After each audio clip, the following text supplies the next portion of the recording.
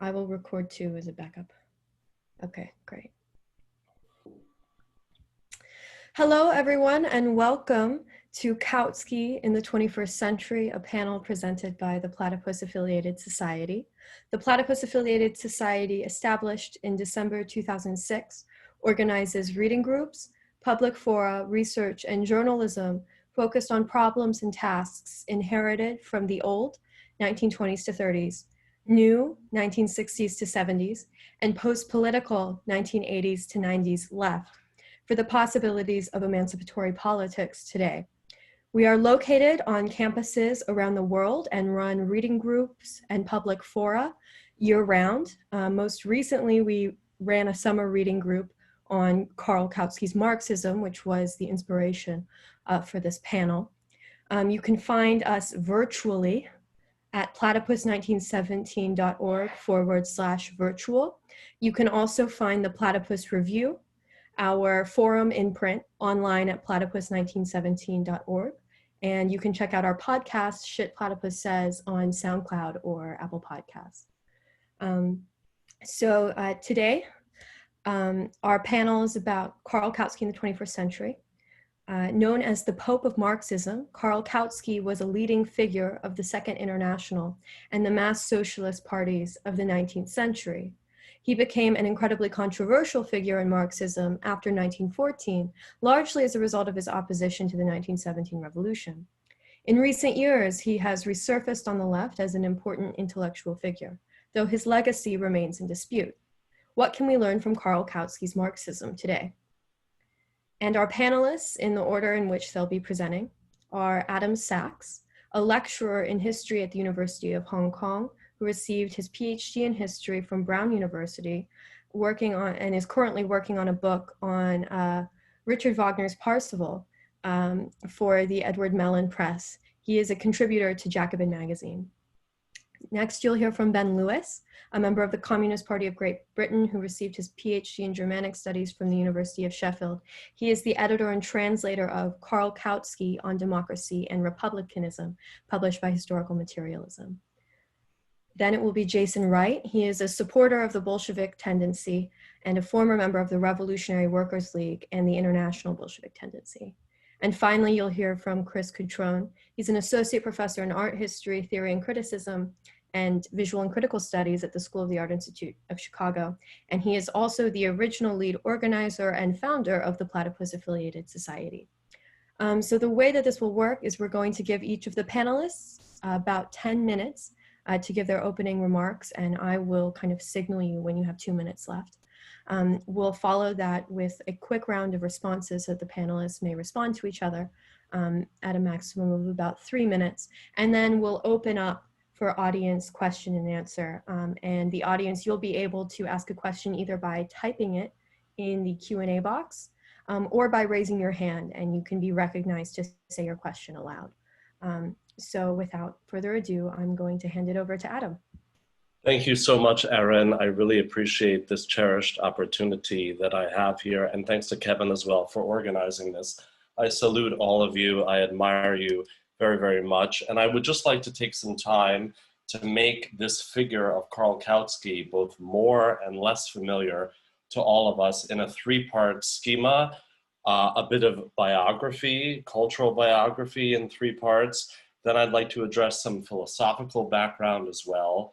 And then finally end on 3 points that I think are particularly relevant for our own moment today. And let me just say once again, it's an honor to be with my fellow panelists as well. So to address Karl Kautsky's biography as a point in time, he really is this key critical intermediate generation between Karl Marx and Engels, who he actually knew himself, and the Frankfurt School. So he was really shaped by a moment in Imperial Germany, which to make a comparison for our own day today would be closest to the People's Republic of China.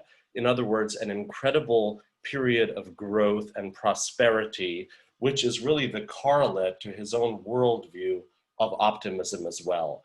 And he did not experience the First World War, for instance, as an interruption of this belief in a greater idea of progress. And actually, I would argue that he offers us a case study in Marxism as a continuation of Enlightenment thought, actually. Just a bit of his own background. I mean, interestingly enough, that the leader of German social democracy with the Second International himself was actually a Czech Jew. He himself came from Prague, and he married a woman from Vienna, Louisa Kautsky. I would really like to, take a moment to give her a place almost as equal to him. And I think, as in many times, women in that period were not given their due for really helping him to create his entire oeuvre of work. And furthermore, just a bit of biography at the end, namely that his family journey with Louisa went from Prague to Vienna, to Stuttgart, to Berlin, and then ultimately to Amsterdam as a site of exile. He passed away after the Munich Agreement in 1938. His wife, though, actually was a victim of the Holocaust. She died on a transport from Westerbork to Auschwitz, and his son actually survived slave labor working at the Monowitz plant in the Auschwitz complex, by the way, for the company Bayer, which we might be familiar with, for the production of aspirin. But his son actually helped to create the party program of the post-war Austrian Social Democratic Party. And their choice of exile in Amsterdam, as a result, we have one of the greatest archives for the history of the Social Democratic Party in Central Europe. So very much so, his worldview was that of a Central European. Now, his wife was a close confidant of Rosa Luxemburg. And interestingly, similarly, how he opted for the German Social Democratic Party, Rosa Luxemburg opted for, similarly, the German party as opposed to the Polish Social Democratic Party. And we owe his wife for the publication of letters with Rosa Luxemburg, as well as her own theoretical writings. And in many ways, she helped to refigure the role of a woman and the oeuvre of a political theorist that doesn't necessarily conform to sort of the great man idea we might think of. Now, one last point about his biography is that he was very much a Central European of his time. And that means that the approach, the cultural background to understanding his own reception of the Bolshevik Revolution in the Russian-speaking part of Europe was informed by a certain degree of cultural biases, namely that for the Second International, the area of the world that was actually the most reactionary, that endorsed chauvinism and racism, was located in the late Tsarist empire, which did embrace in many ways the beginnings of what we now know as fascist ideology. And this ultimately blindsided him for understanding the fact that in areas outside of, let's say, the core industrial region, that movements of national liberation that involved modernizing tendencies did not conform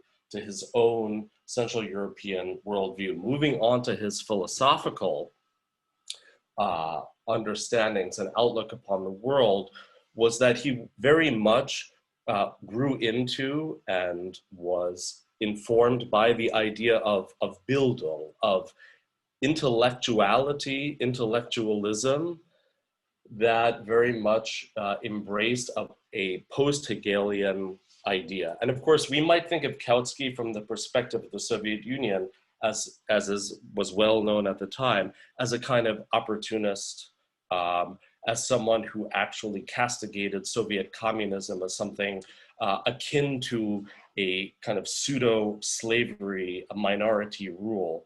And this as someone, for instance, the critique who privileged intellectualism over the necessity of a vanguard party. And I mean, this is something familiar with us for those who critique that, for instance, the democratic socialists resemble a kind of grad school reading circle, but Kautsky defended the professionalism of socialist intellectuals, as evidenced in particular in the socialist Monatshefte, the monthly journal of theoretical thought, because he endorsed the idea that consciousness can and should come from outside the workers themselves, that intellectuals pursuing free theoretical thought are essential for the raising of consciousness. Secondly, his era, in between that of Marx and Frankfurt School, was most informed by Darwin.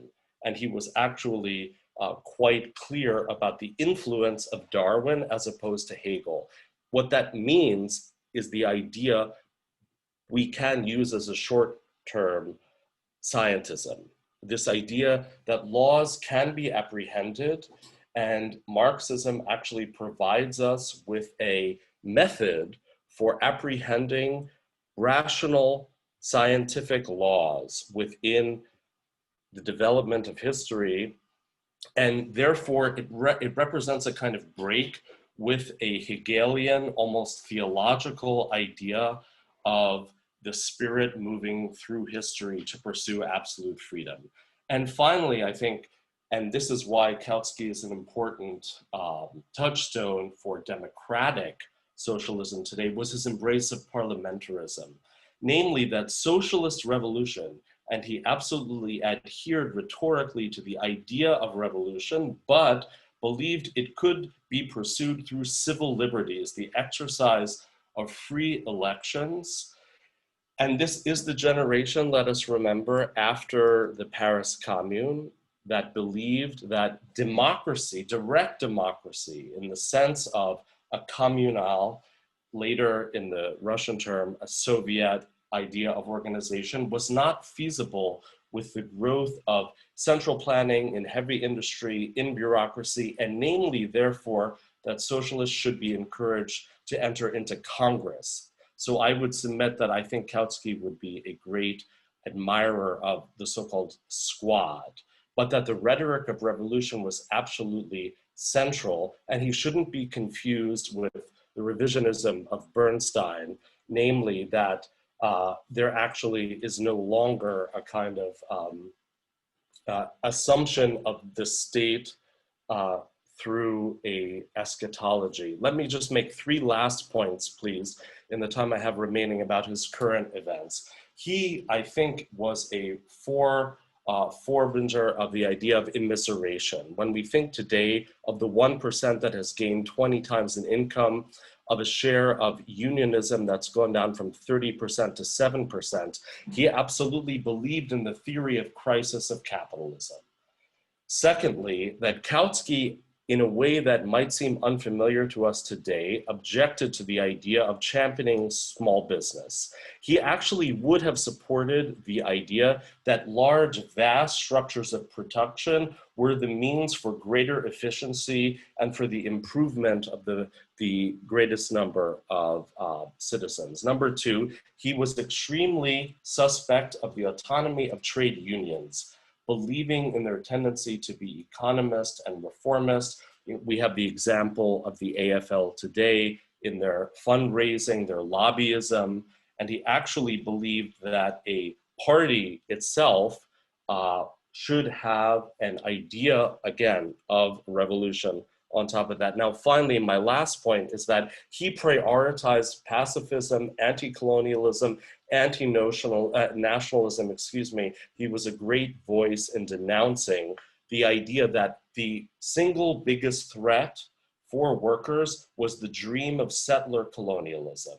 And in this sense, I would argue he actually was prophetic about the seduction of fascism. If we think of the idea of the quote unquote American suburban lifestyle dream as an example of internal settler colonialism, he actually saw the ways in which that this kind of colonialist utopia was the greatest threat to the seduction of workers. Thank you so much. I appreciate the time. I'm sorry if I went over. No, you were perfect. It was fine, Adam. Thank you so much. Ben Lewis will speak next. Just sharing my screen. This is legible. Okay, so I've given this the rather snappy title of From Revolutionary to Renegade, From Rejected to Rediscovered, question mark. Kautsky in the 21st Century. Not much time, so we'll kind of skip through it. In order to understand what Kautsky may mean to us, I think today in the 21st century, we need to have a look at where he came from, what he was, an excellent biographical sketch there by Adam that set out some of these things. But it's very important to stress that not only in my opinion was Kautsky a revolutionary, a continuator of Marxism, the main theorist of the SPD, but he was seen as such by friend and foe alike. He was the leading theoretician of the SPD, which is openly Marxist political organization with a program shaped by none other than the man himself, Friedrich Engels, in his dying days, final years of his life. Kautsky gained a huge international influence through Die Neue Zeit, which I think if you look at your picture of Lenin there on the left, is actually, that is Die Neue Zeit behind him, compiled, full collection. And he was a theoretical leader of the so-called Babel-Kautsky tendency of the Second International, sometimes misleadingly known as the Center. But the main themes that it emphasized were revolutionary patience, long-term strategy, class self-organization as opposed to bureaucratic or state-run institutions, educational self-help, things such as LaSalle emphasized, majority revolution, then set the importance of democracy, an opposition to participation in bourgeois governments, coalitionism or Millerandism. This is the early Kautsky. And there's a lovely quote from Lenin. You know, again, this is worth bearing in mind for what subsequently happens to Karl Kautsky and his legacy. But there's a wonderful quote from Lenin in 1907 where he's responding to Struve, who says, well, Babel and Kautsky, they're the shop opportunists. And Lenin says, I answered Mr. Struve at the time, Mr. Struve, when and where did I ever claim to have created any sort of special international trend in social democracy not identical with that of Babel and Kautsky? So we see the significance of Kautsky as a revolutionary thinker who was seen as such, not least by the Russian Bolsheviks and Lenin, who belonged openly and in a self-proclaimed way to the tendency that he organized. Now we get the more, probably the Kautsky that most people would have heard of, the renegade Kautsky, an angry pamphlet written by Lenin in 1919, comes as a result of the shock of the SPD voting for war credit in 1914. Kautsky, although urging abstention to the Reichstag deputies that he was in constant dialogue with as the theoretical leader of the organization, he loses out on that. They vote for war credits, and Kautsky thereupon, who had a kind of lifelong emphasis on the unity of the organization, basically seeks to uphold that unity in spite of the fact that he's very angered by the fact that there's open now support for the war effort, and it's really at the kind of the watershed moment really for the political degeneration of the SPD from its original conception as an organization of hostile opposition to the state to one that's actually now in tow with the state to all intents and purposes and its war aims. And Kautsky's refusal to split at that point is pilloried by Lenin because basically party unity means unity with the state. That was Lenin's quite pertinent, accurate charge. But it's worth bearing in mind what renegade means. For Lenin, it was Kautsky that broke with Kautsky. It was Kautsky who reneged on his former revolutionary politics, and Lenin then sought to uphold the revolutionary outlook of I was going to call this the IBK tendency, not the IBT tendency, the international Babel-Kautsky tendency, to uphold that in the face of its collapse, essentially, politically, theoretically, and strategically. And it's worth bearing in mind that even after Lenin's Anger's accusations and his, to all intents and purposes, his break with Kautsky as a new figure, Kautsky's new politics, he always said, after all of his criticism, how well Kautsky wrote when he was a Marxist. One of the brilliant aspects of Kautsky's work, in my opinion, is precisely his writing on Russia, and Lenin and all sorts of Russian social democrats took a lot from that. And he was indeed seen as an honorary Bolshevik on many occasions for precisely taking the side of the Bolshevik faction of the RSDLP over those like Plekhanov and the Mensheviks on key questions of strategy in Russia before 1914. But this, is worth stressing, is not how Kautsky came to be remembered in the 20th century. And this is Kautsky marginalized. There are a number of significant pamphlets that I'll allude to through that, just a selection of them. There are three, after Lenin, there are predominantly three schools that portray Kautsky not as a brilliant revolutionary turned maverick who went wrong, essentially, but as a kind of crypto-reformist thinker who was useless from the outset, had no positive influence on the Russian Revolution. The first school, Cold War Western historiography, of which there is quite a lot. The Eastern Bloc's bastardization of Marxism, as I put it, and its Trotskyist mirror image is the top right there, the short course by Stalin, which is as shown by recent scholarship by David Brandenburg and Mikhail Zelenov, is Stalin's pen absolutely rewriting Bolshevik history line by line, getting rid of positive references to Kautsky, the Second International in Germany, as I outlined just now, getting rid of that altogether. And its Trotskyist mirror image is, again, Lenin of the Vanguard Party is pretty much exactly the same argument in slightly different terms, but fundamentally the same argument. And the neo-Hegelian distortion of Kautsky's legacy, which I argue is another factor in downplaying Kautsky's significance. And what all of these tendencies have in common, particularly the first two, from different angles for different reasons, but with similar outcomes, they all seek to create the biggest, the widest possible gulf between Bolshevism either as a positive, brilliant revolutionary thing or a mad, semi-Asiatic, crazy phenomenon on the one hand, and either reformist, horrible social democracy in the West or sensible, non-Bolshevik social democracy in the West. That's the underlying aim. So they replace the positive and negative signs, but that's fundamentally the driving force behind the marginalization of his ideas. And there are also influences on the New Left, and Trotskyism. A core example is Dick Geary's famous book on Kautsky, which I'm very critical of, etc. Now, here we see our Kautsky-Lenin reading group, currently postponed during lockdown. Put a picture together. But there has been something of a recent revival and rediscovery of Kautsky, which is an excellent thing. More people are reading Kautsky. More people are writing about him, translating much of his revolutionary work, and there's a hell of a lot of stuff left to do. You know, we're still scratching the surface. This guy wrote a tremendous amount, and I would echo Adam's points about how the central Louisa was in this. I mean, this guy had 4 or 5 kids, right? And, you know, his output, he basically would work for 12, 14 hours a day, and you know, his output is tremendous, and there's a lot more for us to be dealing with here and to be getting to grips with. But a closer look at some of the scholarship that's come out recently really does expose a lot of this myth making of the 20th century and shows him in more of a positive light.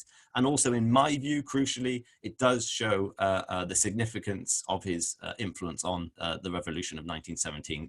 Largely puts it very pointedly as Karl Kautsky is the architect of October 1917. And I think in many ways that's a provocative but a very true, profoundly true statement. So what do I think we can glean from Kautsky without being too instrumental about it? I think the left urgently needs to rediscover the huge ambition and the revolutionary realism of those around the Kautsky-Babel tendency, which was an emphasis on building mass parties of the working class, not just in the workplace, but in all aspects of society, creating a counterculture within society at large so that the working class can learn through Bildung, through organization, to run society in a different way. And I think that has completely been lost. It also underlines to me, in a way, how far away the left has moved from the actual experience of Bolshevism. Which was precisely in that trend of mass parties, openly committed to working class rule, etc.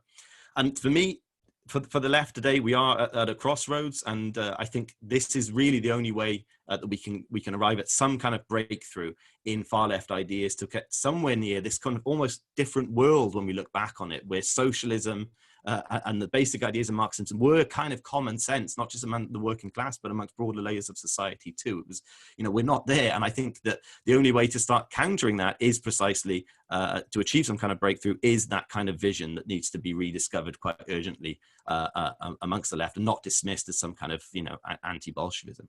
So that against that, what I'm counterposing is, you know, we shouldn't be working through these tiny parties of a new type, the product of Stalin's pen himself, competing through single issue campaigns, broad fronts, left reformism. You know, the amount of times we get told here on the British left that, you know, the road to socialism is bread and butter demands, what people really want to hear. No, we need to start from what is necessary and what needs to be done, just like as was the case with the Erfurt program in 1891, when they were setting out that organization's theory and practice. They started from where are we and where do we want to go and how do we get there? Now, that's not saying let's just go back and go back to the Erfurt program as we would approach the 10 Commandments. There were lots of problems that I've located with Kautsky's Marxism, with the SPD itself, etc., etc. But I think we need to rediscover this this positive aspect of our history. And Kautsky plays a significant role in that, with a lot more work to be done. Finally, a kind of provocative statement, maybe for the discussion.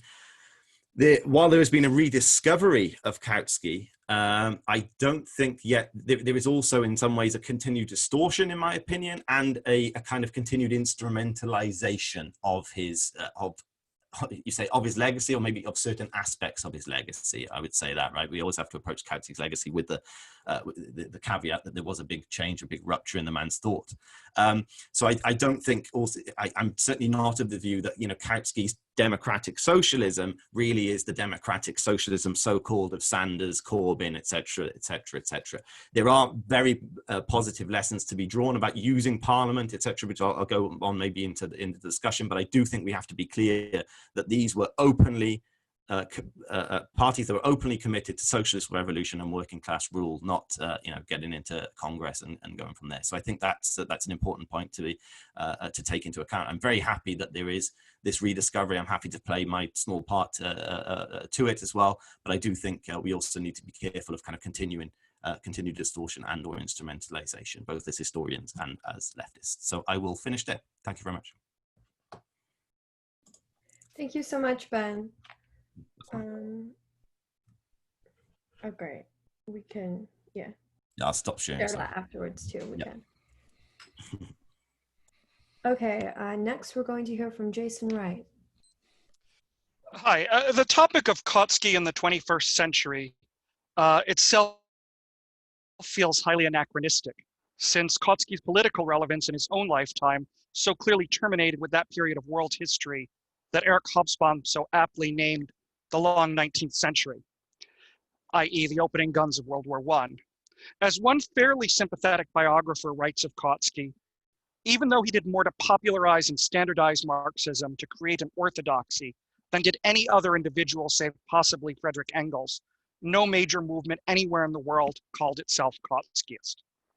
I imagine that most of us in this meeting who actually are or at some point were members of an ostensibly socialist organization probably identified or identify as Leninists, though I'm not so sure about the CPGB today. I think the composition of our collective backgrounds in itself makes a statement as to the respective continuing relevance of both Lenin and Kautsky in the 21st century. My first engagement with Kautsky, and probably yours as well, was within the context of trying to understand Lenin's references to him. Indeed, in addition to the dictatorship of the proletariat and the renegade Kautsky, Lenin's well-known response to Kautsky's attack on the Soviet Union in his pamphlet Terrorism and Communism, two of Lenin's most important texts, State and Revolution and Imperialism, the Highest Stage of Capitalism, also contain substantial polemical passages aimed at Kautsky. One reason for this is certainly that the significance of Kautsky, as everyone has mentioned. He was a distinct figure within German social democracy.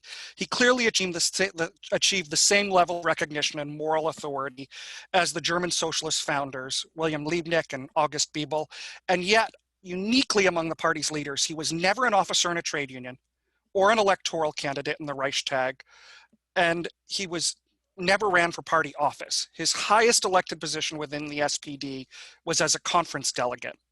Nevertheless, in his paid position as editor of the Marxist theoretical journal, the New Zeit, he was an integral part of the same SPD bureaucracy whose conservatism he frequently criticized. Not only did Kautsky have an influential voice among Germans, but due to his 35-year run as editor of the Second International, Kautsky's writings also proved a major influence to socialists around the world. We know, for instance, that Eugene V. Debs was won to socialism via reading Kautsky while he was jailed in 1894 for his role in leading the American Railway Union strike. Krupskaya also relates that even when Marx and Engels were absolutely prohibited in Tsarist Russia. Jason, we're losing your audio a bit. Chiefly the first volume of Capital, which was studied because it was, oh. Okay, I think you're back. Sorry, it was just the internet connection. Maybe you could repeat what you just said. I'll give you better. Mm-hmm. All right. So as Lenin himself pointed out, undoubtedly an immeasurably larger number of Kautsky's works have been translated into Russian than into any other language. It is not without justification that German social democrats sometimes say jokingly that Kautsky is more read in Russia than in Germany. Yet I would also argue, contrary to Lenin's sometimes assertion that there was a difference between the pre-1909 and post-1909 Kautsky, that Kautsky's weaknesses run like a thread from the beginning to the end of his career. I would not contest that Kautsky made an important pedagogical contribution in spite of this weakness, nor would I contest that he was capable of being on the correct side of disputes within the Socialist Party and the Second International, though if one examines closely the history of his blocks with Bebel, Luxemburg, and others, one frequently finds that Kautsky took the right positions for the wrong reasons. And because I'm not going to have a lot of time, I'll just mention here that two examples I see of this is Kautsky's role in the revisionist debate with Bernstein, where he doesn't challenge so much Bernstein's conception of parliamentarism or electoral reform, but rather the anti-theoretical implications of the movement as everything. Kautsky, to his credit, isn't willing to junk the value theory or the notion of the declining rate of profit, but he hesitates and he needs to be prodded into combat with Bebel. And he never adequately addresses Bernstein on the state. In 1906, he blocks with Rosa Luxemburg on the first mass strike discussion following the Russian Revolution of 1905. And he does so on democratic grounds, that he thinks that the issue deserves to be debated in the party press. As Rosa Luxemburg was to discover in 1910 when the discussion erupted again, this was precisely because Kautsky wanted to argue against the conception of the mass strike. And at that point, he actually suppresses her writings on it. I just want to turn my attention briefly to the initial appraisal of Marx and Engels of Kautsky, because, you know, even though I know we all evolve, I do think it's sort of telling. Marx wrote in a letter to his daughter Jenny, "Even Engels takes a more tolerant view of her, since the latter gave proof of considerable drinking ability. When the charmer, I mean, first came to see me, the first question that rose to my lips was, 'Are you like your mother?'" Apparently, Marx and Mrs. Marx had read her novels. And he replied, "Not in the least," he exclaimed. And silently, I congratulated his mother. "He's a mediocrity, narrow in outlook, overwise, only 26 years old, a know-all, hard-working after a fashion, much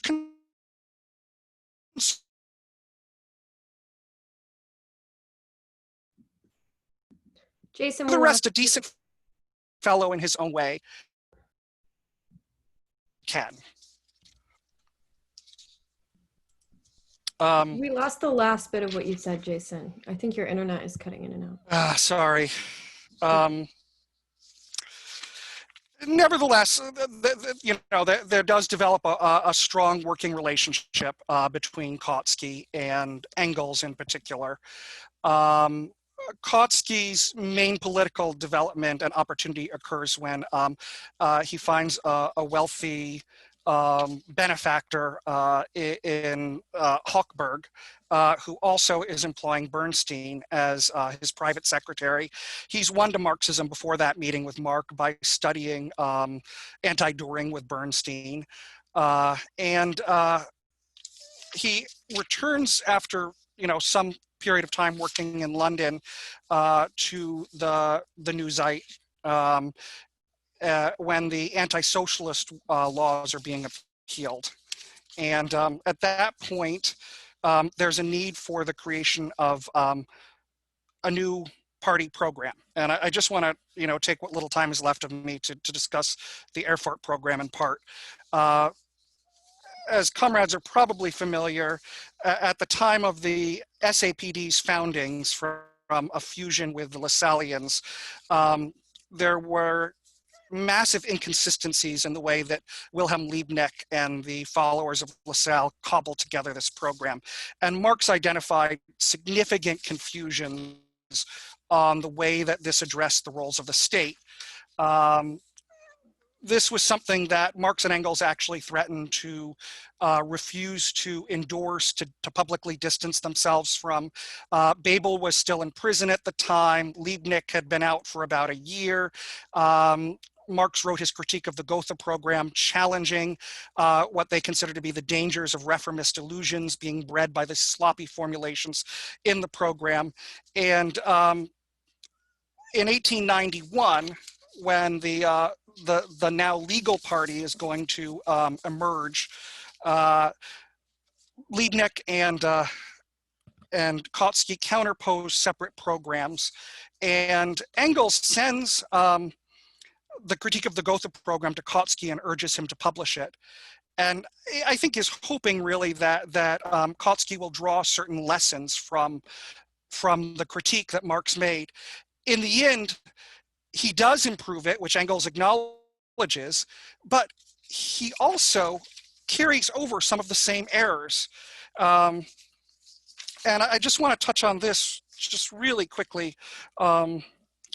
Despite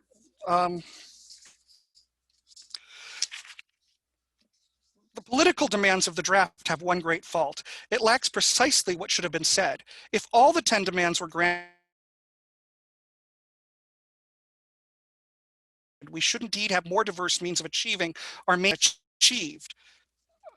Engels, like Marx in 1875, acknowledged the potential necessity for caution and defensive formulations, but through the weaknesses of the Erfurt program lay not only in its omissions, but also the weaknesses of its formulations. In the long run, Engels warns, such a policy can only lead one's own party astray. They push general abstract political questions into the foreground, thereby concealing the immediate concrete questions, which at the moment of the first great events, the first political crisis, automatically pose themselves. And the main one that he's talking about here is in fact the omission of the discussion of the dictatorship of the proletariat. So even though Engels recognizes that it may have to be done within a defensive formulation, he thinks this is a critical weakness. And this is something that Ben Lewis points out in his book on the independent social democrats, the USPD, writing about the Hall Conference in 1920. He mentions that Zinoviev talks about the Resurfaced sense of the understanding of the dictatorship of the proletariat. And this is Lenin attributed to the RSDLP a superiority on this point to Plekhanov. He attributes that Plekhanov was responsible for the superiority of the RSDLP program, I should clarify, saying at the Second Congress of the Comintern, the Erfurt program says nothing about the dictatorship of the proletariat. And history has proved that this is no accident. When we were working out the party's program in 1902-03, we always had the example of the Erfurt program before us. Plekhanov, the same Plekhanov that said at the time, either Bernstein will bury social democracy or social democracy will bury Bernstein, laid special emphasis on the fact that the Erfurt program's failure to mention the dictatorship of the proletariat was theoretically wrong and in practice a cowardly concession to the opportunists. And the dictatorship of the proletariat has been in our program since 1903. I believe it is fundamental to the understanding of Marx that under the dictatorship of the proletariat, classes initially remain, but all classes except the working class are subordinated to a government directed in the interest of the working class. Otherwise, you would not have a dictatorship, but the goal of the dictatorship is the abolition of classes and its own historically necessary dissolution. The state can now make social decisions, for instance, to attract more workers to undesirable jobs like garbage collection via higher rates of reward.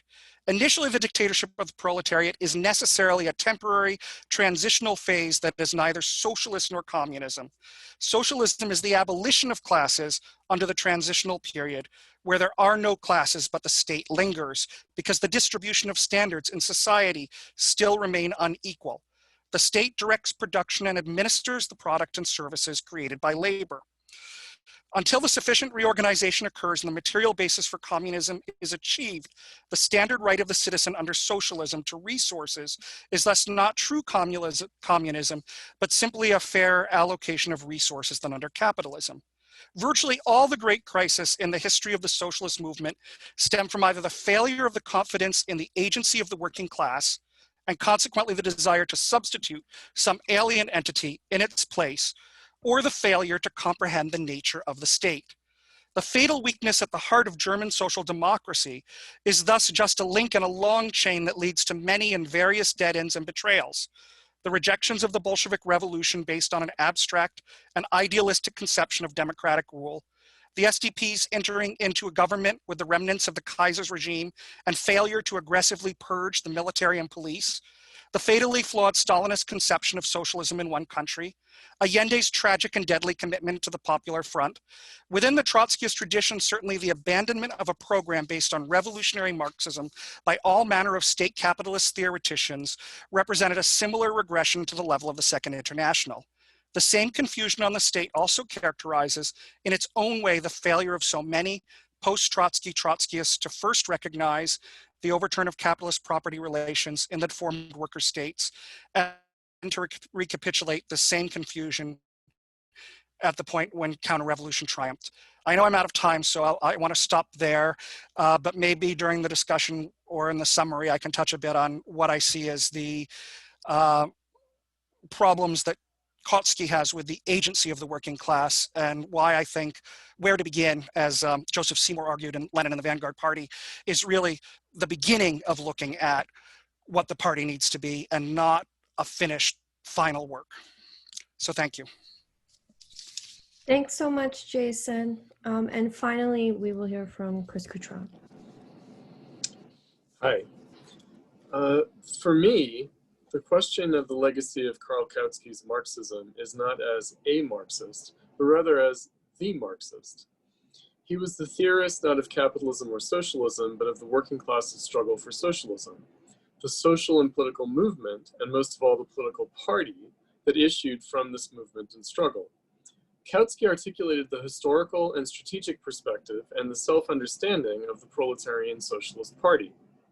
He helped formulate the political program of Marxism, the Erfurt program in which the German Social Democratic Party became officially Marxist, and explained it with particular genius. He was not a theorist of German socialism, but rather of the world historic social and political task of socialism for the entire Second International. He was rightly, if ironically, called the Pope of Marxism. And this meant, as a world political movement, indeed of the world party for socialism in every country. For instance, his writings converted the American socialist Eugene Debs to Marxism. Lenin, Rosa Luxemburg, Trotsky, and countless others learned Marxism from Kautsky. Kautsky provided the theoretical self-understanding and strategic vision for all Marxists and for the broader socialist movement led by Marxism throughout the world, precisely when Marxism was a mass form of social struggle and politics, and precisely when this was so in the core metropolitan advanced capitalist countries. In this respect, Kautsky was one of the greatest political leaders of all time in all of world history. However, he was the leader of a movement that failed, for Marxism failed. This makes Kautsky a peculiar historical figure and makes his thought, as we inherit from his writings, a specific kind of object and legacy. Kautsky explains something to us that no longer exists, namely the mass socialist political party and the class struggle for socialism of the working class, aiming for the world dictatorship of the proletariat, taking over and transforming global capitalism. Kautsky's Marxism summarized and appropriated the entire history and experience of the socialist workers' movement up to that point, namely the radical tradition of the bourgeois revolution, the industrial social visions of the utopian socialists, the unfinished tasks of the failed revolutions of 1848, the civil, collective, and social cooperative movements of labor organizers and anarchists, and the party as what Ferdinand Lassalle called the permanent political campaign of the working class, aiming to win the battle of democracy.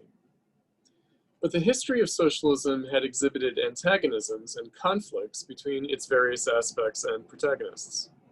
The disputes within Marxism were considered by Marxism, such as Kautsky's, as not mere differences and disagreements, but rather expressed the self-contradictory character of the struggle for socialism and its tasks. The question was how the working class must work through such self-contradiction. One catchphrase from 19th century history preceding Kautsky was social and political action. Kautsky understood the proletarianized working class's struggle for socialism to require both kinds of activity, and moreover, sought to combine them in the political party for socialism and its associated civil social movement organizations. This is what Kautsky and the greater Second International Marxism meant by social democracy, a legacy of the unfulfilled tasks of 1848 to achieve the social republic. Marxists understood this to require the independent political and social action of the working class, leading the broader discontented, exploited, and oppressed masses under capitalism. Otherwise, the task of socialism and capitalism was liable to fall out into an antinomy of having to choose between social movement activism and political activity. It was Kautsky's Marxism's ability to comprehend and transcend this antinomy and achieve the combined tasks of both. This is what the subsequent socialist movement since Kautsky's time, since the failure of Second International Marxism, has foundered upon, starting at least as early as the 1930s old left of Stalinism and reformist social democracy, and especially since the 1960s new left and its eschewing of the tasks of building the political party for socialism. The historical wound of this history we face is that the Kautskyan political party both made the revolution and prosecuted the counter-revolution. Both social democracy and so-called Marxist-Leninism, Stalinism, are descended from Kautskyan socialism, from this history of Marxism. But rather than engaging and trying to work through the problematic legacy of Kautsky's Marxism, socialists and the greater left, and indeed democracy, has drawn back and retreated from it, avoided it. The reason the question of Kautsky's legacy specifically, as well as that of Marxism more generally, returns periodically, is that it represents the unfinished work and task of history that must still be worked through. In one way or another, we must engage the tasks and contradiction of social and political action in capitalism that points beyond it to socialism. So long as this task remains, we will be haunted by Kautsky's Marxism.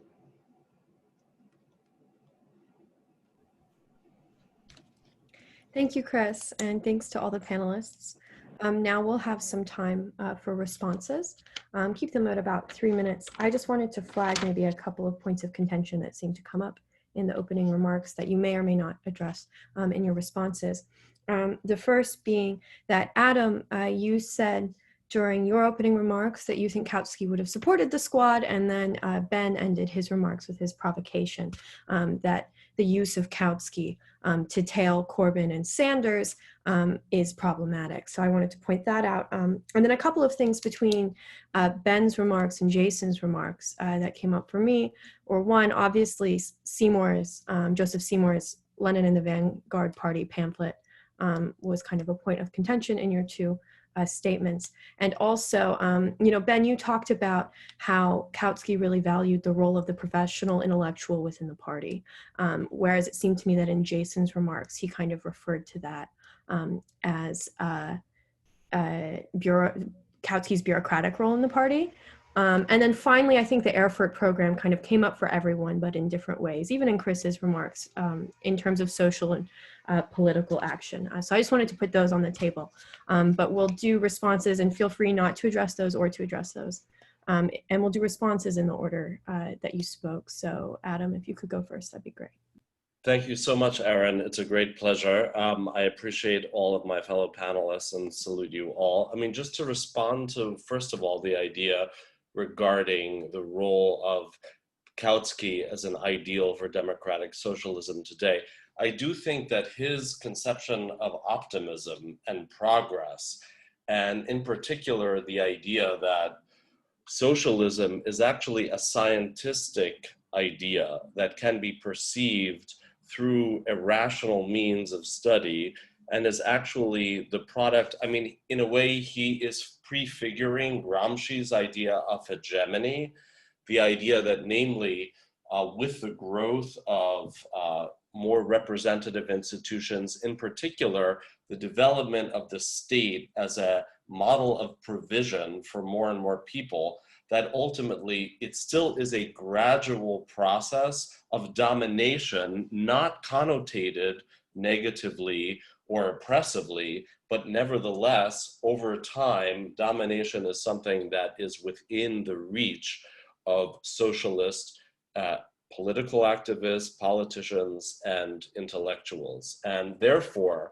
to counter, if I may, ever so gently, Ben, the idea of Kautsky as someone who prefigured the Bolshevik Revolution, when meanwhile, although it was conditioned by a certain, shall we say, Russophobic stereotyped idea of Bolshevism as a renewed Tsarism, where ultimately I think he has an important cultural blind spot for understanding the way in which that revolutions that were modernizing, that took upon both a nationalist liberation and a socialist exterior, simply did not compute in his vision of a post-industrial socialist point of view.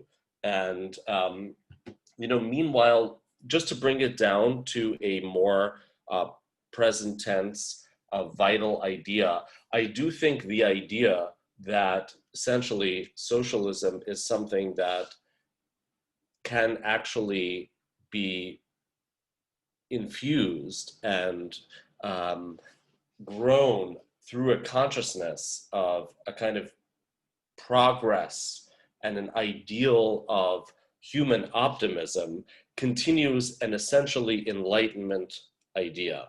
And I think ultimately, when we pursue the idea for today of human progress in the sense of greater provision and greater efficiency economically and otherwise, and finally, just the idea, I would say more than anything else, what Bernie actually brought back into the discussion today that echoes Kautsky is the idea of revolution as a horizon point. It might be a heuristic device, but it's still a point on the horizon that we must stay focused on. Thank you. Thanks, Adam. Ben, if you'd like to respond to the panel. Yeah, I think it'd be worth coming straight back on Adam. I think it's great to kind of tease these things out. It's the first time I've met you or spoken to you, so it's particularly interesting for me. A couple of things. I think while Kautsky is clearly does see socialism as in a sense the victory of reason, enlightenment, etc., as progress, he's optimistic. I agree. This cannot be separated, even in the worst of Kautsky, the renegade. This cannot be separated, as Chris put it, from the political party, the Workers' Party of social political action, guided by an openly, unashamedly Marxist program. Even in the renegade Kautsky, right, where he is actually defending coalitions with liberalism, he does stress that we need an independent Workers' Party to carry out political action, etc., etc. So that's a thread. And to then say that then. It strikes me as very ahistorical to then say, oh, okay, you've got the Democratic Party, which is it a workers' party? The Democrats in the USA? I mean, I'm not an expert on America, and I know it can exploit trade unions for, but the idea that the SPD is in some way, even the SPD in its kind of a more hollowed out form, is in some way analogous to the Democrats today. I think it is severely problematic. That's not to say that people can do work there and influence things. That it clearly what's happening in America is important, but the Kautsky that haunts America as much as it does Britain is okay, how does the working class organize as a political party to go beyond the ephemeral, the day-to-day of the class struggle that will not go away until it can set itself to progress. So it's not just a kind of woolly reference point to the future. That's actually what the SPD became, in a sense. It became a kind of Sunday school socialism, right, rather than the guiding core of its program. To me, you know, even Bernstein, you talk about Bernie, even Bernstein himself would look at that and say, come on, really, is that where we're going? So I think we do have to be clear on that. And I think it's that is worth drawing out. But again, it's the first time we've discussed these questions, so I'm happy to do so. Just quickly on Kautsky in Russia. I think it was Chris that quoted it, or maybe it was Jason actually. I think it was Jason said there was jokes about Kautsky being basically read more in Russia than he was in Germany, and that, you know, that is true. You can even read Kautsky in April, I think it's March or April 1917. I translated the article. I can bring it up for you. You know, talking about the coming nature of the Russian Revolution. The key question being the peasantry and how to keep the peasantry on board, how not to alienate them, etc. You're absolutely right, and Jason points to this later on. In the 1920s, even in 1918, Kautsky is very critical of the dissolving of the Constituent Assembly, becomes fiercely, vehemently anti-Bolshevik, etc. Right? Lenin writes some stuff against him. But in terms of October 1917 itself, Lenin and others were absolutely clear. This is the culmination of the Babel-Kautsky strategy that we've been looking to enforce. And recent scholarship just completely, you know, over and over emphasizes that point. I don't know how long I've got, but just, I mean, I've debated this. I mean, 10 years ago, or 8 years ago in Chicago, we had the same discussion. I mean, Kautsky is accused of, you know, you say we all evolve. I don't think the IBT and its subsequent splits, etc., are evolving, Jason. That's a problem for me, because essentially with the Vanguard stuff, the Joseph Seymour stuff, it's just repeating what you've said before without engaging about this new stuff. It's clearly been shown beyond doubt. Go and look at Stalin's Master Narrative, a new book out by Yale University Press. You can see word for word, line for line, everything that Seymour says is Stalin editing an original draft of party history, which is more positive and optimistic about the Second International, where Bolshevism comes from, as a European phenomenon, as a social democratic phenomenon. Stalin literally goes line for line, removes any reference to Kautsky that's positive, any reference to the Second International, and the arguments are basically exactly the same as those as Joseph Seymour. And I can dig them up and show you. So that's my problem with that history. You're still very much arguing within the framework of the 20th century consensus that I spoke about, which is, you know, to people who are reading and thinking about these things, is falling apart. So I think we also have to be careful on the one side of an instrumentation, but also a kind of repetition of what's been going on before. Just quick, lastly, on the Erfurt program, it's wrong what you say. Kautsky, Engels' draft of Engels' critique of the Erfurt program, as I show in my book that's coming out in October with Haymarket. Engels' critique was aimed at Wilhelm Liebknecht's draft, the first draft. Kautsky didn't like the draft. Engels didn't like the draft. Engels sends off a very annoyed letter. And he also writes to Kautsky, this draft is rubbish. You outlined the problems with it. Liebknecht did have a certain tendency towards Staatssozialismus, right? That's absolutely true. Kautsky did not refuse to print that letter. What happened was Liebknecht died 10 years later, and only then did they actually have access to this letter for the first time. He printed it straight away without comment in deny its site. So you need to get the history straight. And I mean, I'll leave the dictatorship of the proletariat stuff for now. That's worth coming back, but I just wanted to correct that because it's something you hear again and again, and it's been pointed out repeatedly that is not true. There we go. Thank you. I'll stop. Thanks, Ben. Jason, if you'd like to respond. Yes. First of all, Ben, I think you might have misunderstood something I was saying. I wasn't accusing Kautsky of suppressing the critique of the Gotha program. I was accusing Liebknecht of suppressing it, of not sharing it with Babel potentially, and of burying it within the party until Engels supplied it to Kautsky to publish. But generally, you know, in reading the Platypus and discussions, and also the discussions that occur, not Platypus, I'm sorry, the Jacobin discussions and the discussions in the CBGB that have occurred around Kautsky. I forget whether it was Jim Cregan or Charlie Post, who I thought both made very good contributions to the discussion, that made an analogy that Rosa Luxemburg saw the working class as an irresistible force. Kautsky saw the working class as an immovable object. And I think there's some truth to that. Kautsky's biographer Steenson sees a tension in Kautsky's thinking between determinism and voluntarism, and he tries to trace it back to Marx, and he really tries to pin it on Engels because he's from that school of thought that thinks that Engels represents some sort of mechanical deviation from Marx. Now, what I think the tension really is, and I do think it exists in Kautsky, is, you know, that you know, it's inherited from the determinism, from the Darwinian outlook, and it's a passivity. And he does at times struggle with it more and overcome it, and at times he succumbs to it, and ultimately completely succumbs to it, right? But I don't think it's present in Marx. What people read into Marx is that there's this historical materialist conception of history where Marx sometimes portrays things in very broad strokes, but in terms of Marx's actual practice, because Marx has a revolutionary appetite, because he wants to transform and change the world, his program is grounded in that. And that's precisely what Kautsky is ultimately missing. So Lars T. Lee thinks he's made this incredible discovery that Lenin cribbed an idea that revolutionary consciousness can only come from outside the working class from Kautsky, that workers can only organically progress to trade union, bread and butter class struggle consciousness, right?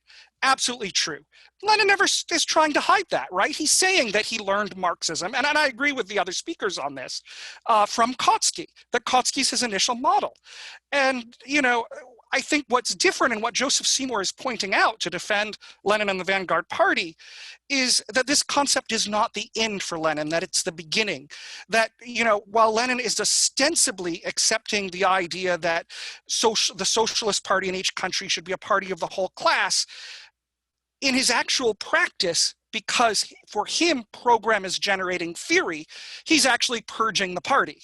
He's actually constantly finding reasons why Russian exceptionalism justifies, closing out liberals, closing out this deviation or that deviation because of the threat under the illegal underground circumstances, or, because of what's absolutely necessary at the moment, which means that the Bolshevik Party, by the time it emerges as a party and not just a faction, the RSDLP, and by the time that the Russian revolutionary opportunity occurs, is a very different organism than the German Socialist Party is. And, I think it's that same appetite, frankly, and that same flexibility that leaves him in April 1917 to do a switch, which I know some people have linked to Kautsky, but certainly it also links to things that Trotsky, Parvis, and Rosa Luxemburg had argued in the April thesis Lenin presents. There are echoes of permanent revolution, whether Lenin had actually sat down and read Results and Prospects or not. And it also leads Lenin to adopt the slogan of peace, land, and bread. Because, all Kautsky can initially see in this slogan is that it's a deviation and a concession to the peasantry, that the distribution of land to the peasants is not a part of the Marxist program. But what Lenin is seeing, because he's always keeping the revolutionary in mind, is that this is the correct slogan of the moment, and history vindicates Lenin in that. Thank you. Thanks so much, Jason. And finally, Chris, if you'd like to respond. All right, I guess I wanted to say a couple of things about evolution, gradualism, and also what came up, voluntarism versus determinism, which I would not consider to be like two sins that one must avoid, but rather expresses a real contradiction, a real antinomy in capitalism. In other words, capitalism itself exhibits the character of either determinism or voluntarism. And, just to pick up on that idea of irresistible force and immovable object, that's two sides of the same thing too. Meaning capitalism inevitably produces a proletarianized working class. In that sense, it's both an immovable object and an irresistible force if we understand the working class to be a crisis in capitalist society, in bourgeois society under conditions of capitalism. The existence of the proletariat is actually a crisis for capitalism. So this speaks to the issue of gradualism and evolution and progress. It speaks to how we understand that. Like, certainly after postmodernism, it is necessary to recover the notion of history and progress and world history, universal history in some way, as opposed to a kind of flattening of history by postmodernism. That is necessary. Nonetheless, I think the Marxist understanding of history and of historical progress isn't so linear. And I thought it was indicative that, Adam, you said scientistic. Why not just scientific? Right? Scientistic implies a kind of science-ism, which would be a problem, and it would be unscientific. In fact, like for science to reify itself would be a problem for science. So a scientific approach to the struggle for socialism, or scientific socialism, it's not just about the matter of voluntarism versus determinism. It primarily is a matter of politics and the revolution, meaning the lesson that Marx and Engels drew and that Kautsky follows, and why he's the leading theorist of German social democracy, is about the failures of 1848 and what the failures of 1848 say about democracy, and say about liberal democracy in particular. In other words, the division between the liberal bourgeoisie and the working class in the revolutions of 1848 proved fatal for democracy, whether in France or in Germany. And so the lesson that was drawn is that the democratic aspirations of the working class must be met, and is a source of a real conflict in the political realm and within democracy, and that the working class has to win the battle of democracy, not the battle for democracy, right? Like, it's not about adding economic democracy to political democracy or something like that. That would be like a Jacobin kind of perspective, that we have political democracy, but we don't have economic democracy.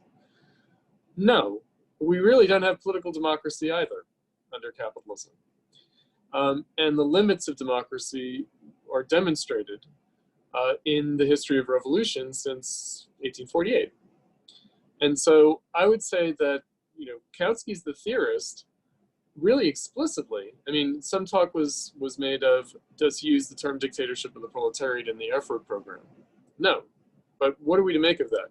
What he does insist upon is the independent political action of the working class, and that this is revolutionary.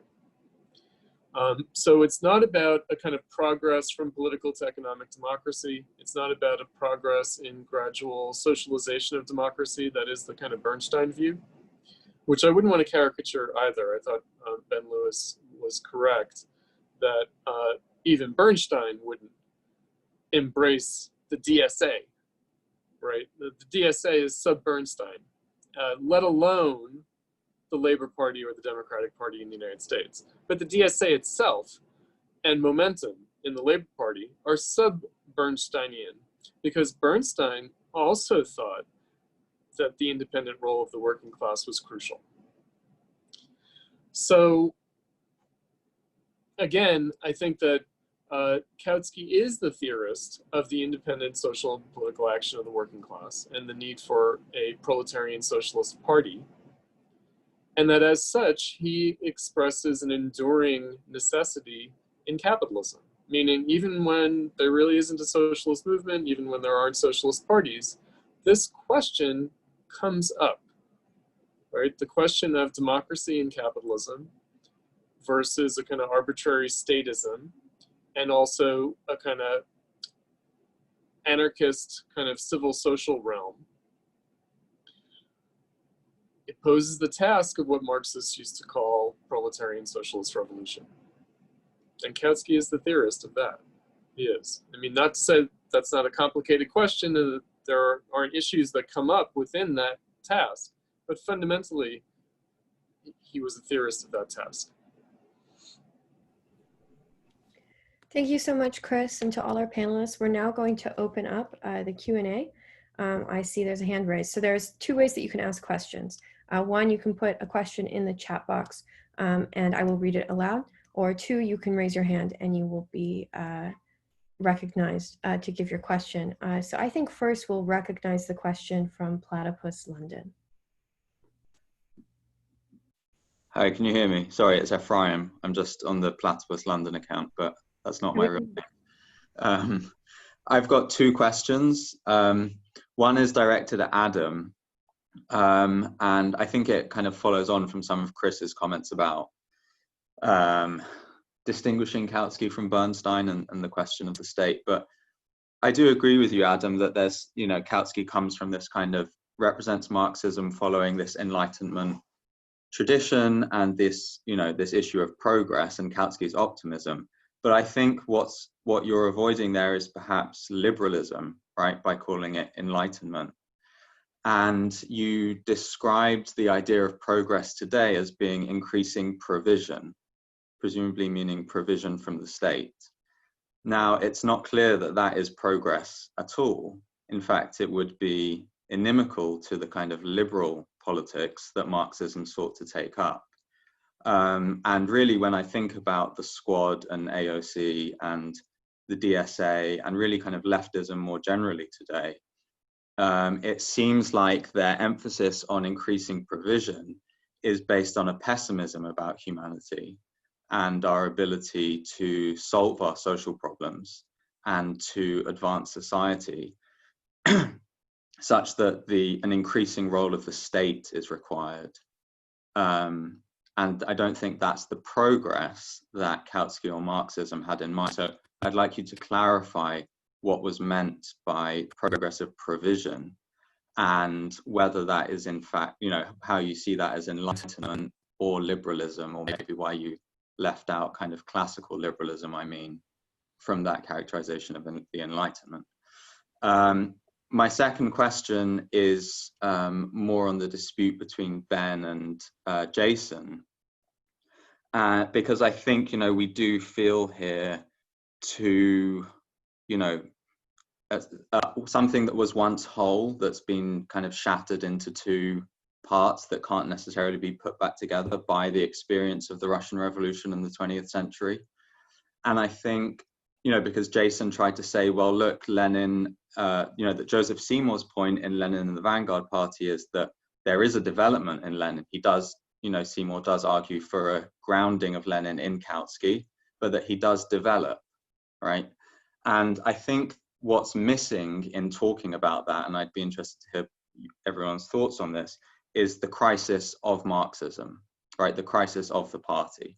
So the way that the growth of the party was not necessarily just a progress, but was also something symptomatic of capitalism itself, right? The party in itself isn't this good, but it's this symptomatic tool.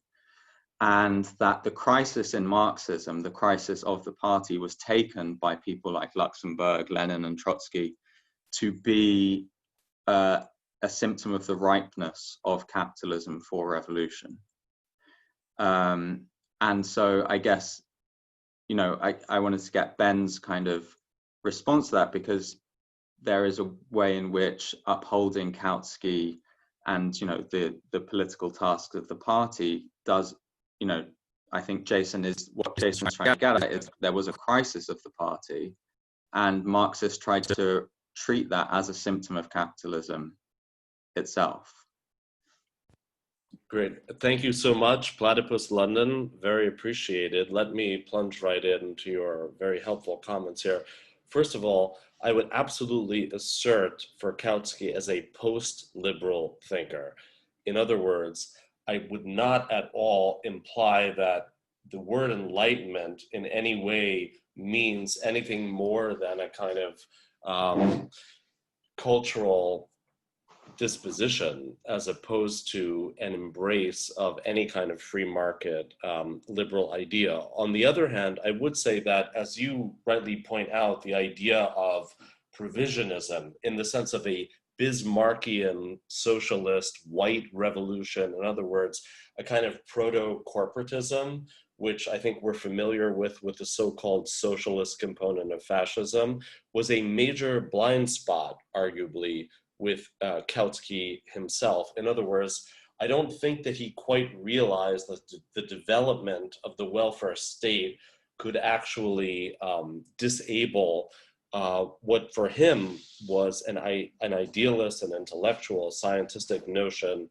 of socialism there. In other words, he was extremely keen on the denunciation of middle-class fellow travelers.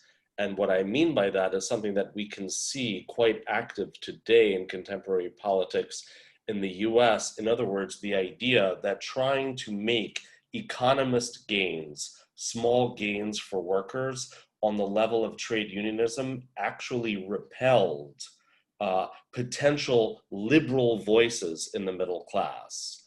In that sense, he was quite keen on the idea that the slippery tendencies of middle-class fellow travelers would easily slip into a kind of reactionary position. So in that sense, I think that I wouldn't at all try to situate Kautsky there. But let me reiterate one more time the idea of dictatorship, because I feel like this is a kind of red letter term that we, in some sense, have danced around. But let me say that I think ultimately, the idea at heart of Kautsky is that socialism is the vehicle for the future development of democracy.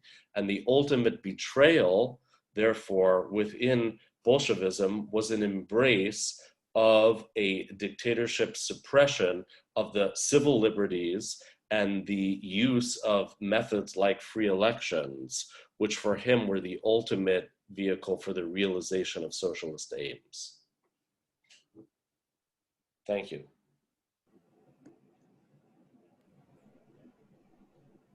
Oh, Chris, would you like to comment? I see that you unmuted yourself. I just wanted to take a stab at this issue. So if we recall, Bakunin's criticism of not only Lassalle, but also of Marx and Engels and of Marxism, it was that despite their best intentions, Marxism would become a tale of progressive liberalism. And there was an actual progressive party, for instance, in Germany. Now, Bakunin tended to pigeonhole and stereotype Marx and Engels as German socialists, right, and sort of downplay their more world historic significance in a kind of catty way. But this gets us to the issue, which is to say, Marxism, the independence of the working class, I think liberalism, as Ephraim had raised, is really about civil society versus the state. It's not about the state adopting so-called free market policies. I don't think that that's what's meant by liberalism here. And that's why Ephraim said classical liberalism, meaning the assumption that politics does not actually encompass all of society. In other words, that we live in a civil social society rather than in a political society. And therefore the necessity not only of independent working class political action, but also of independent working class social action. And in that way, of course, the working class would jealously guard its civil liberties, its liberal rights under capitalism. In other words, would jealously guard its prerogatives with respect to liberal democracy. That doesn't mean free marketism. It means something like the independence of labor unions from the state, from state policy, from administration. And this might seem a roundabout way of going at it, but not only did the Kautskyan party have something, and its program have something different in mind, but it actively opposed the welfare state. It actively opposed the welfare state. Now, again, nowadays, you know, because I wouldn't say it's just Bismarckian white revolution. I would say it's social democracy as we get from the 20th century. It's reformist social democracy. It's official social democracy. It's socialism, right? So when someone like Bernie Sanders, when he's pressed, what do you mean by socialism? Then he brings up the Western European social democratic welfare state. That's what's meant. But really what that is, according to Kautsky, is just progressive liberalism. It's not some kind of soft socialism. And it also isn't really social democracy. And it betrays not only socialism, but it betrays liberalism too, because it is statist. In other words, it doesn't have to be a Prussian absolutist state, right? That Bismarck is the Iron Chancellor of, right? It just is the run-of-the-mill social democratic welfare state that we get from the 20th century, and that people like Corbyn and Sanders and the Squad want to put back together again as against neoliberalism, right? So we just have to be careful about these terms that are really anachronistic when we think of the Marxism of the Second International and Kautsky. Kautsky was actually a lot clearer about these things, and Marxists of his time were clearer about the relationship between socialism and liberalism. The role of liberal democracy and civil liberties and independent civil social organization in the struggle for socialism by the working class.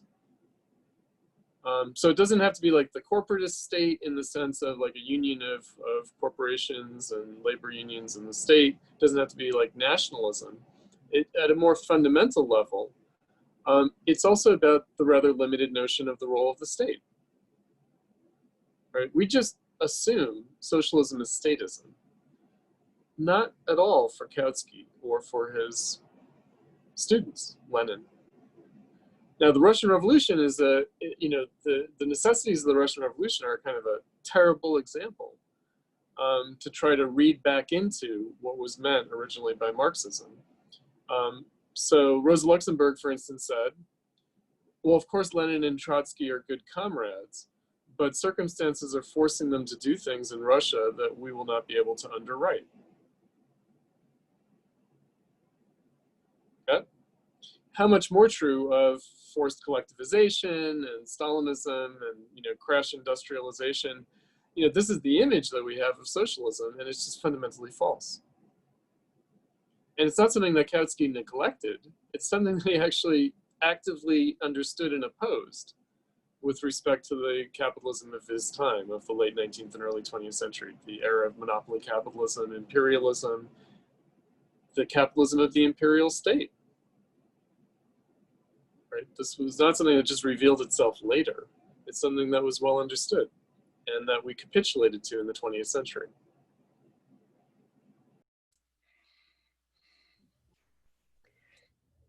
Thanks, Chris. I mean, Ben, maybe you can, I know Ben wants to answer some of the questions in the Q&A box as well, but just to highlight Ephraim's second question about the crisis of Marxism that's expressed by, for example, Jason's position. Maybe if you could respond to that. And if you do take up any of the questions in the Q&A box, please let us know which questions they are. Okay, I mean, if I may, I'd rather just take some of the chat box questions because they pertain to this notion of dictatorship, which I think is probably worth bringing out in the discussion. Jason mentioned it, and Adam's just alluded to it now. I think it might be worth just getting some context to Kautsky on dictatorship. So one question here is from Jason Dorsey: are there any aspects of Kautsky's critique of Bolsheviks from 18 to 22 that are salvageable? I would say yes, with reservations. Right. Let's take a step back.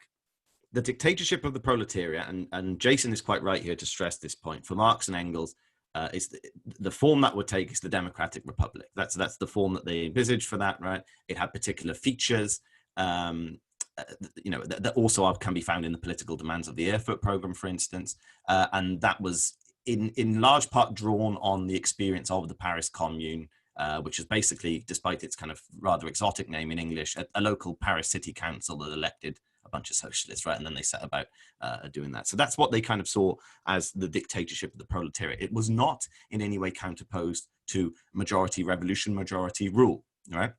So I think Kautsky, in the best of Kautsky, if you look at some of the stuff I've done recently, Republic and Social Democracy in France, he's very clear about the dictatorship of the proletariat and what that means, and why, for example, socialists joining the government in the Third Republic are completely wrong, and statism and apologizing for capitalism, all the rest of it, right? So, but then when it comes to 1918-22, we have to bear in mind that this is not Kautsky of 1905, right? In a sense, we can also trace Kautsky, and I've done this. I can link the materials that I've translated. Kautsky's own understanding of the dictatorship of the proletariat shifts too, if that makes sense. So when he's critiquing the Bolshevik regime, he's not just doing so on the basis of making some good points about the nature of that regime, that the measures it has to take to stay in power in the face of all that's going on in imperialist intervention, etc. Right? It's not just that. He's actually defending a kind of left-wing capitalist government, a la the coalition government of the early Weimar Republic. Does that make sense? So there is a shift in I would argue, in Kautsky's Marxist writings when he says, you know, the dictatorship of the proletariat is a democratic republic. That means dissolving the state mechanism, arming the people, etc., etc. But then when it comes to 1920-22, the points that some of the decent points that he makes against the Russian Revolution in the state of crisis, right, are also then filtered through a different conception, a softer statist, pro-capitalist state position. So I think that's worth bearing in mind. These things sometimes are difficult to conceptualize because we have to see Kautsky as someone who doesn't have this kind of static and fixed, unchanging Weltanschauung, but rather someone that's also developed. So I think that hopefully answers the two questions on dictatorship for Marx and Engels, and for Kautsky, and I echo Chris on this. It was the self-action of the proletariat organized in a political party with a Marxist program. Through that organization, through that work, they would prepare themselves for the dictatorship of the proletariat, the democratic republic. That could happen before power. It could happen after they take power, but that was the goal. And that was why it was a significant mission. Crisis of the left, maybe I should come back on that because I think I've spoken quite extensively on that, unless you want me to do it now. Erin, I leave it up to you really, because I don't want to take the... Well, maybe we can let Jason respond and then we can come back and talk about the question. Sounds good. I often feel like when listening to Ben or listening to speakers from the CBGB, that on the question of the crisis of the left, one of the issues is this idea, this nostalgia for what's been lost. And of course, we would all like to see a socialist party of 800,000 people, or whatever the USDP had when it broke. But the real issue is, you know, what does that culture mean, right? There have been a lot of arguments about what German social democratic culture meant. And to me, it's not something that can organically grow from within and take over the state, which is, I think, ultimately the way Kautsky saw it happening, and why I mentioned the immovable object. And I agree with Ben, actually, that there is a shift in Kautsky, even reading the limited amount that I can read in English. But what I don't agree with is that this could actually happen at all. I mean, in fact, right, all that the German social democratic culture was an alternative culture, a counterculture that was based on the fact that this was a minority within society, that it was protective of the fact that these are these people who don't go to churches, who are excluded from other sort of social gatherings, perhaps by the stigma of their beliefs. So it counterbalances that by offering them a culture, but that itself is not some sort of prelude to dual power, the way that a flying picket squad is in a strike, or a workers' militia is, or the way that the Soviets or the workers' councils are, right? At their best. And you know, just to address something that Chris said, I don't actually disagree that there's a symmetry between Rosa Luxemburg and Karl Kautsky that way.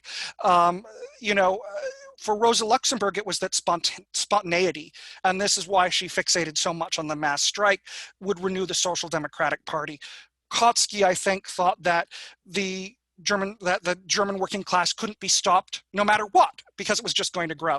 And of course, tragically, he lives to see Nazism, but I'm not convinced that he draws the lesson of it, actually.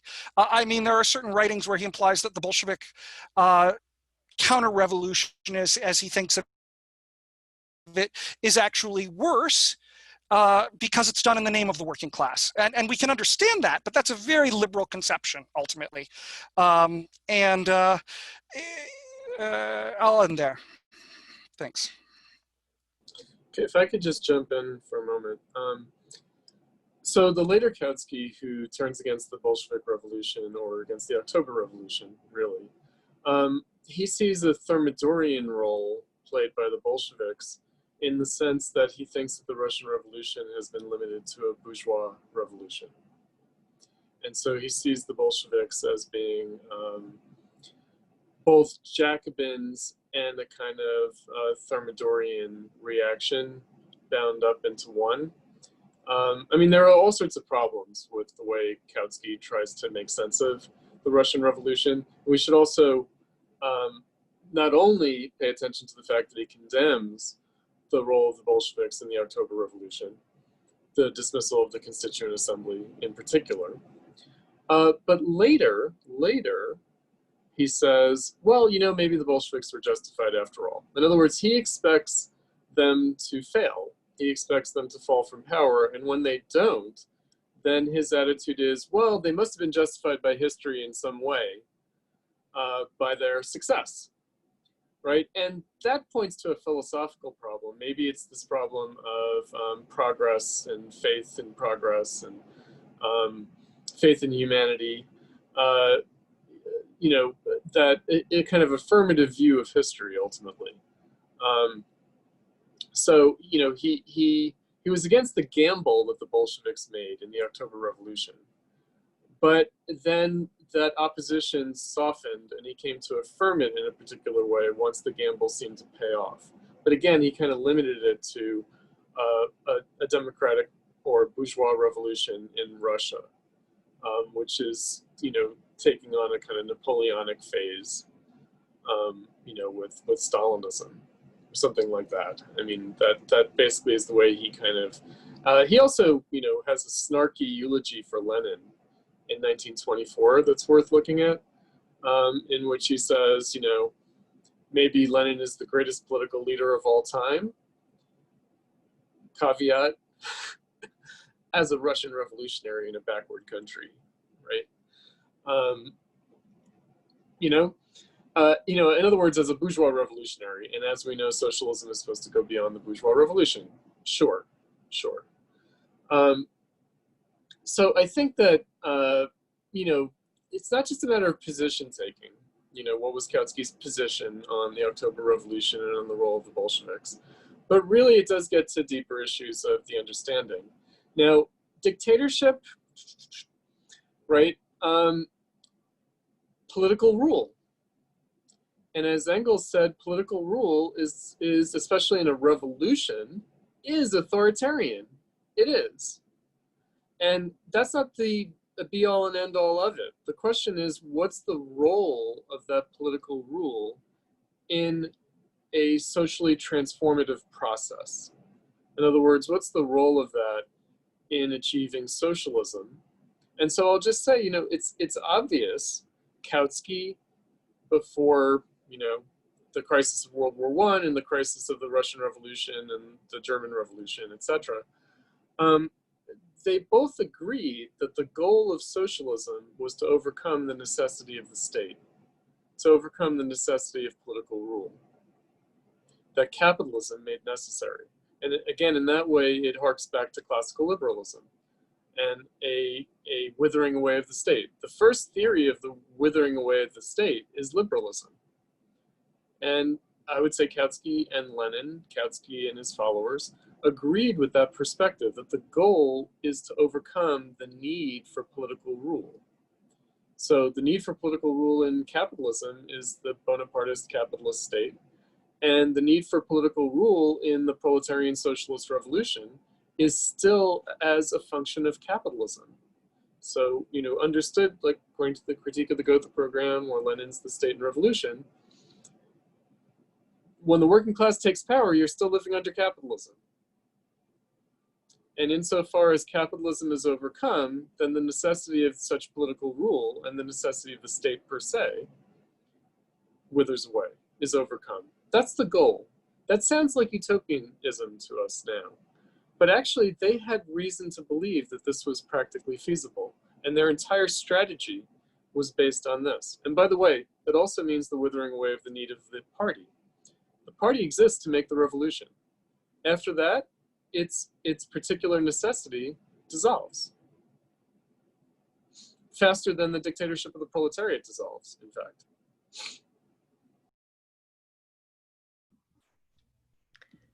Ben, maybe we can come back to you if you want to comment on this, or Ephraim's question about the crisis of Marxism. Yeah. So I suppose just bouncing off that, so the crisis of the left, as far as I understand it, is, you know, where we are today, where does it come from, how is it historically conditioned? Ephraim said that, you know, there is potentially, I think, as far as I understood him, it's sometimes difficult on Zoom, that there is a kind of process within the growth of a proletarian party that is kind of self-undermining in a way, so that can reinforce capitalism, and that so that the existence of a mass workers' party in some ways can serve to reinforce capitalism. I think that's a decent enough summary, right, of what he said. I'm not so sure. I think that there's two related questions here. The one thing I'm working on a little bit more now in terms of the SPD is what exactly was the culture, and what did it mean, and what did it look like, and how did it ingratiate itself? How did it turn to an organization that was fiercely opposed to any interaction with the state, the Bismarckian, the Kaiserreich, and then actively support it? And it's a difficult one because it involves trying to get into the not just the ideas of people in that sense, but the lived reality of how workers' organizations worked, whether they were, who was involved, to what extent, whether they're passive, active, etc., etc. I do think, though, that in terms of the while that may be true, for example, of say, a vast Western democracies, I think there is, if you look at the post-World War II scenario, where any attempts really to establish independent labor parties, even communist ones, right, have been, to a certain extent, co-opted, sometimes financially, right? That's been a huge problem. With the SPD, I don't think that necessarily applies, given the particular state in which it found itself, right? There was no, even in 1914, to all intents and purposes, there's not full integration into the state. There is integration into the war effort, because a lot of soldiers were red, as Babel said, right? The barracks are red was his famous phrase before he died. But there isn't that integration. There cannot be, right? And I think, so that is a problem for us looking back on it. And I'm not nostalgic for what went. This was defeated.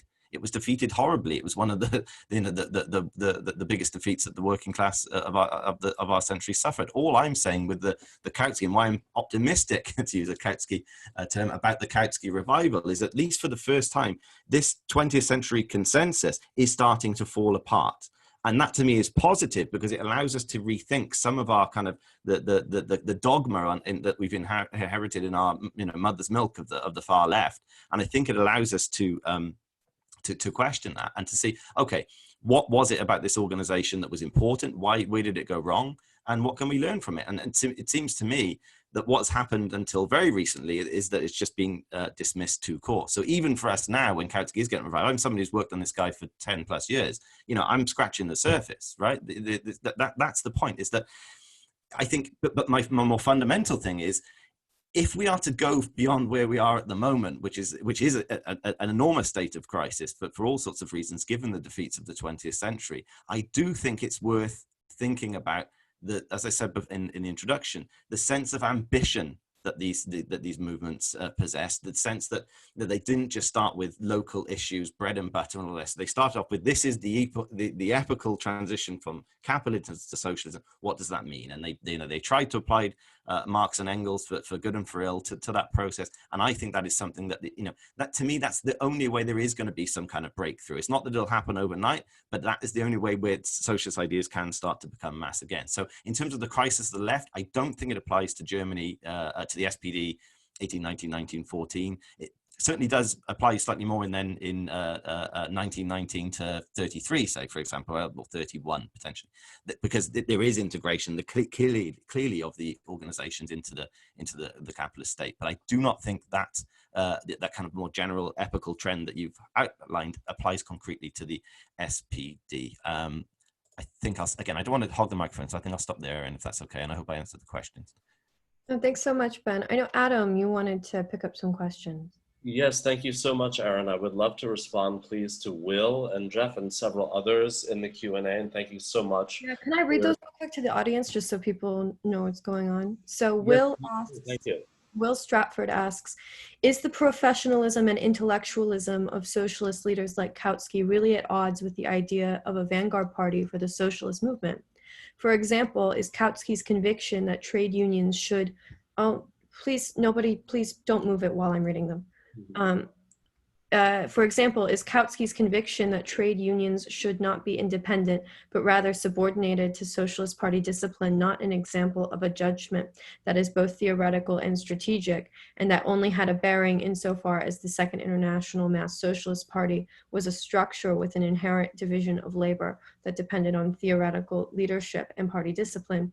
And then from Jeffrey Pugh, did Kautsky do more than draw upon his evolutionary interpretation of Marxism to systematize an ideology? Court, please don't move them while I'm speaking, please. Where did it go? There it is. Sorry, guys. Did Kautsky do more than draw upon his evolutionary interpretation of Marxism to systematize an ideology corresponding to the situation of pre-1914 SPD, powerful as a subculture but unable to take power? This ideology did not survive the catastrophe of World War I and the failure to take and hold the initiative after the November 1918 revolution. So is Kautsky now just a figure of historical interest? Even in terms of Marxist theory, Kautsky would seem to have little to offer of lasting value. Hilferding is much more important in this respect. And yeah, Adam, if you want to take up those questions. Thank you so much, and really wonderful ideas, and I appreciate it. And I find that they're very relevant for all of you and for our audience today and for our listeners who really do have the opportunity to devote yourself mentally, intellectually, to study these things, which, let's be honest, is a certain kind of privilege here.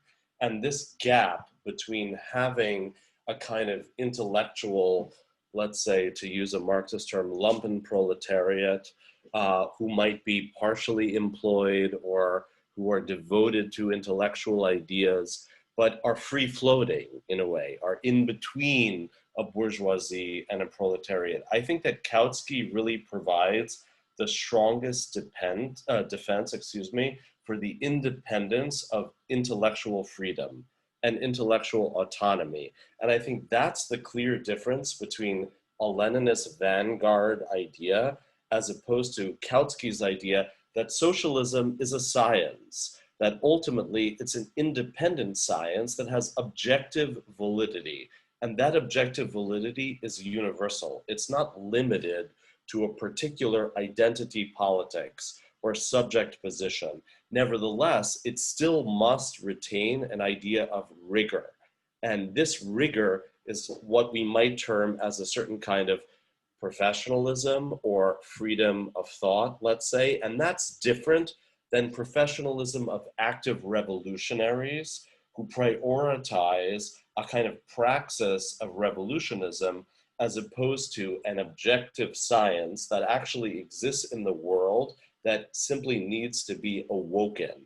And I think that actually is a more universalist idea ultimately, and is also perhaps part of the reason why New Left thinkers, to respond to the other Q&A, did not find Kautsky tremendously compelling for an idea and a development of a vanguard protagonist of revolution that was precisely based on a multiplicity of identities, on the other, on the subaltern, on the neglected. And I think that that distinction is something why for our moment today, where the principal priority of a large scale organized involvement that takes the form of political activism and a party is why today we look now to Kautsky as a model for the work that we need to do that actually moves beyond identity politics, moves beyond neoliberalism, and actually tries to find a new reality that we can decipher for ourselves universally for why socialism is a future towards which we must develop, and actually out of necessity, any kind of idea of progress must proceed in that direction. Thank you. Thanks, Adam. Jason, I wondered if you had anything to say on this, because my impression is that you might, given your opening statement. Well, I'm happy to jump in again. In my mind, if we're talking about this sort of scientific view of Kautsky, and Chris sort of touched on this too, what I find so magnificent about the thinking of Leon Trotsky, and again, these parallels to science are not, absolutely good comparisons, but they are sort of constructive sometimes to think about, is that Trotsky sort of anticipates the idea of punctuated equilibrium in discussions of evolution, that his conception of what the role of the vanguard party needs to be from Lenin is that it's something that's prepared to make the correct intervention at their circumstances on its own, but it's in that. And to go back to the earlier point about the USPD, and this is something where I found it very interesting that Ben in his book on the Hall Conference is critical of Rosa Luxemburg for leaving the USPD at the time that she does. He thinks it's premature. From my perspective, it's too late. It's really in 1914 when the betrayal is committed, and perhaps Ben's just saying that strategically, I think it was both. by that point, he thinks she should remain in. But I really think that in order to have prepared a party that was ready, okay, I was going to say, yeah, that something would be ready to intervene in at the time that revolution broke out in Germany, the preparation needed to be done in 1914. But it sounds like Ben actually agrees with that. So perhaps that's an artificial demarcation there. But I think is the contribution, the enduring legacy of Leninism, why it remains relevant today, and why I would totally agree with both Ben and Chris. I think that the politics of Bernie Sanders is sub-Kautsky, that this is not a model that we can look to, that this is something that even Bernstein would have objected to and recognized as being, something that could only mislead the working class. Wherever we're at in terms of the objective terms, I don't believe the epoch has fundamentally changed, and this is where I think I do disagree with Ben. I think the old lessons are still relevant. I think that still is the model that we need to use. How we do the interventions, the technology we use, the way we talk to people. I don't want to fetishize discussing the dictatorship of the proletariat, and I don't think that Marx and Engels were insisting on that either in the critique of the Gotha program or Engels' critique of the Erfurt program. But I think they were saying that what was wrong was that there were ideas that led away from the conception of the dictatorship of the proletariat. You can talk about it in a different term in terms of a workers' government. You can use a defensive formulation, but you have an obligation not to create illusions in the bourgeois state. And that's where I think I've been coming at things a little bit differently from some of the other panelists. Thanks.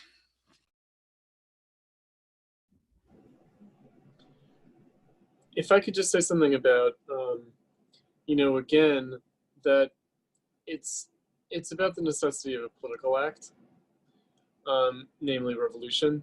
And I think that's why we can't just talk about the objective necessity of socialism, but rather we have to think about how society is tasked by capitalism, meaning what kind of needs does capitalism generate that are going to be met one way or another. In other words, they will be met through an interventionist state, a capitalist state. And I would say that it's important to say that it's a capitalist state rather than a bourgeois state, meaning it's a state that takes up the task of maintaining capitalism. And the capitalist state can be populated by workers, right? Like that can be true too. You can have a workers' state dedicated to the maintenance of capitalism, of course. So it's not about the sociological composition of the political rule. It is about the strategic vision, the historical goal, and the political tasks and in what spirit they're taken up. So, for instance, I would say there was a party that made an intervention in 1914. The SPD made an intervention in 1914, and it made the wrong intervention, right? It sought to diffuse the preemptive counter-revolution of the German war effort.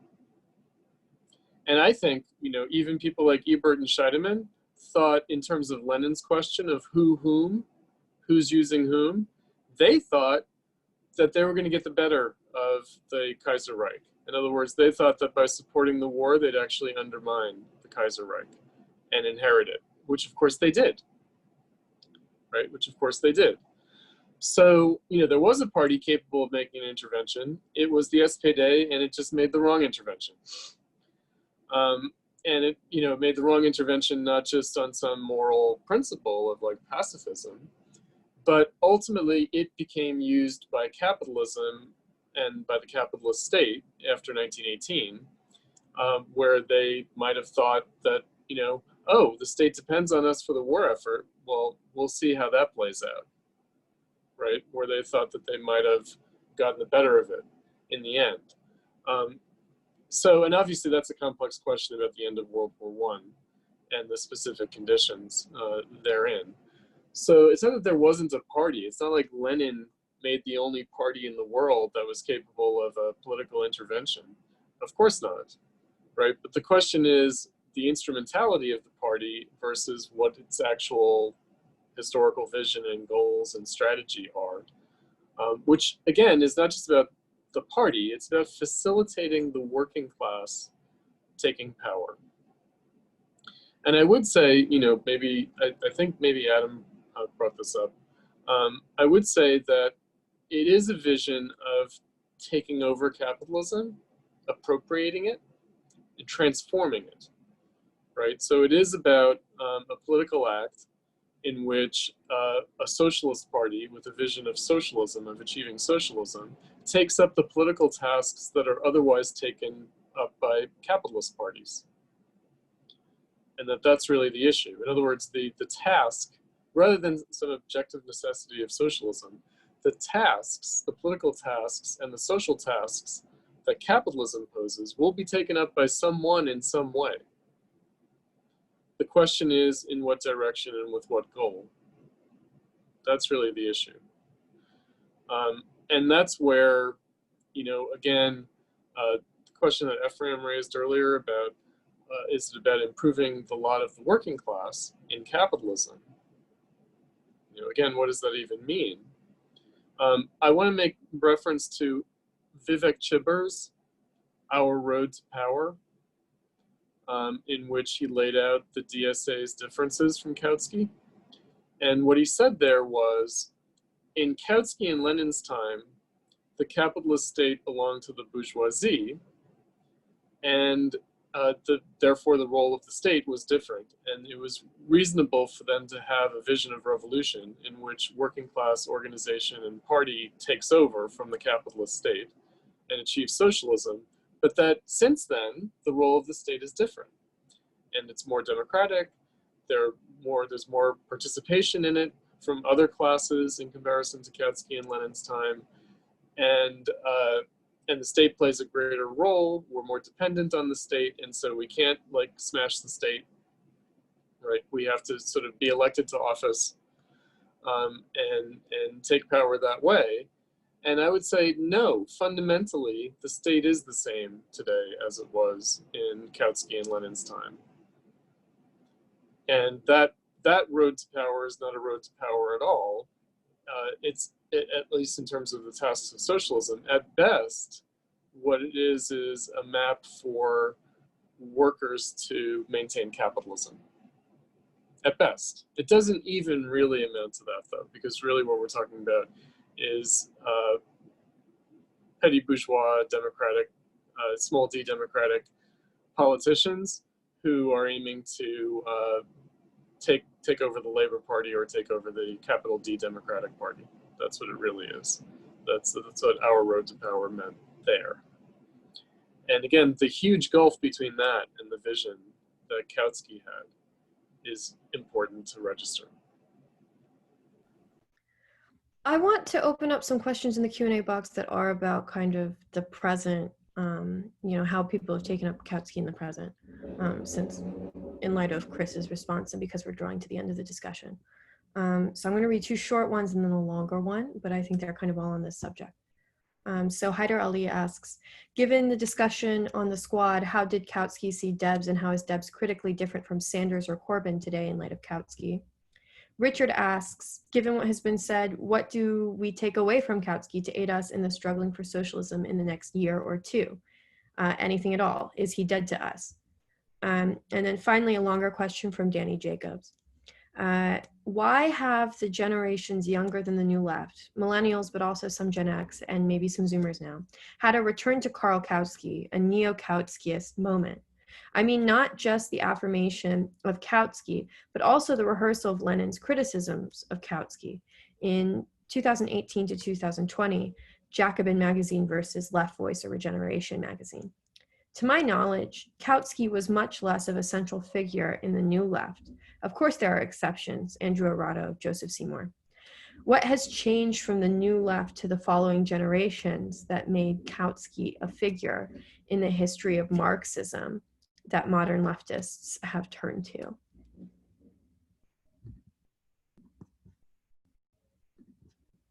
I would say, just to take a stab at that last portion of the question, that there might be a mistaken return to Kautsky that's going on, in the sense that as a response to neoliberalism.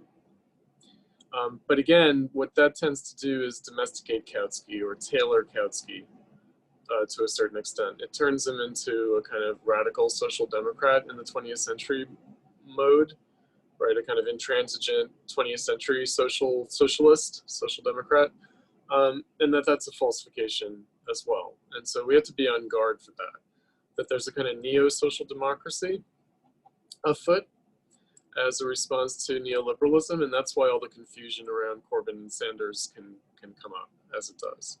And Kautsky can be a misapprehension of that, can be a mistaken symbol of that in some way. Chris, just quickly, because you mentioned Vivek Chibber's Our Road to Power, and how you explain his conception of the state really reminds me of Ralph Miliband and his writings on the state that are taken up by Chibber and Jacobin. So maybe to get to Danny's question about the new left versus now, why is it that they're appropriating Miliband, but also appropriating Kautsky, whereas the new left didn't seem to feel the need to appropriate Kautsky? Miliband responded to the same crisis of the Labour Party that the new left responded to. And I would dare say that Miliband was better than his followers today are, because he at least recognized the problem of the Labour Party. And that was before the Labour Party really was able to come to power in the way that it did subsequently. So Ephraim has written on the sickness of Labourism, on Miliband's famous essay and what it might mean to us today. So there's kind of two moments. There's a kind of pre-neoliberal moment and a post-neoliberal moment. There's like a pre-New Left moment and a post-New Left moment, in which the question of social democracy and of labor politics and capitalism comes up. And the specter of older Marxism, the specter of actual socialism, does get raised in both of those moments, both in the early 60s and nowadays. As a kind of pre-neoliberal and post-neoliberal kind of historical haunting of the question. Like, okay, what do we mean by socialism again?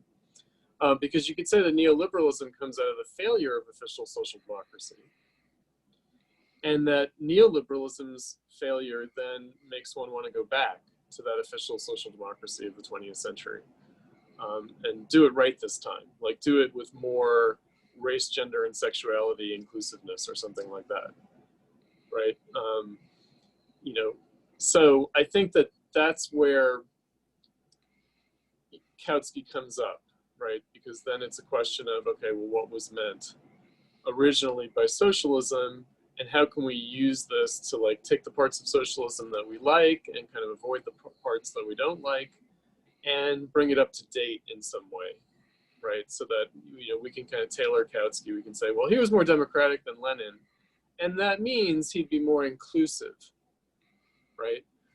Whereas for me, things like the People of Color Caucus in the DSA is just a miniature version of the Democratic Party's ethno-constituency racketeering, right? The left mimics the capitalist politics that it tails. And so again, it's not like, oh, well, Leninism is so monolithic and so dogmatic. And then people say, and that must mean straight white male or something like that. What we would find is that Kautsky is just as monolithic and dogmatic, so to speak, but also that that older socialist tradition was also quite inclusive, right, in its political party and its civil social organizations, but just without the rhetoric that we have from the New Left and from neoliberalism. So, again, trying to square the circle, it's unfortunate that Kautsky gets remembered in a particular way. And we do have to be on guard for the conditions under which he's remembered today, which is as a kind of post-neoliberal, a kind of anti-neoliberal, and a kind of nostalgia for 20th century social democracy. So Thanks. I know Ben wants to speak and Jason too. Everybody will get to speak, but we are coming to the end, so just kind of be aware of that. Why not, Jason? yeah, so I think that Eugene Debs would not recognize OAC.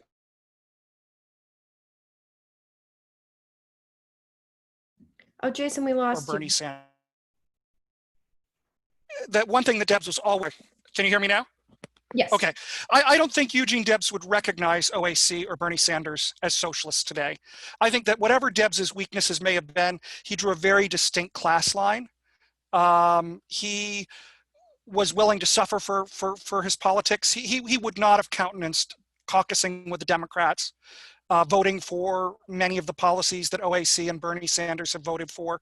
We have to remember that Debs was imprisoned for his opposition to World War I, which I want to link back to Kautsky and say that Kautsky cited that the key experience in his autobiographical fragments that converted him to socialism was the witnessing what happened in the Paris Commune.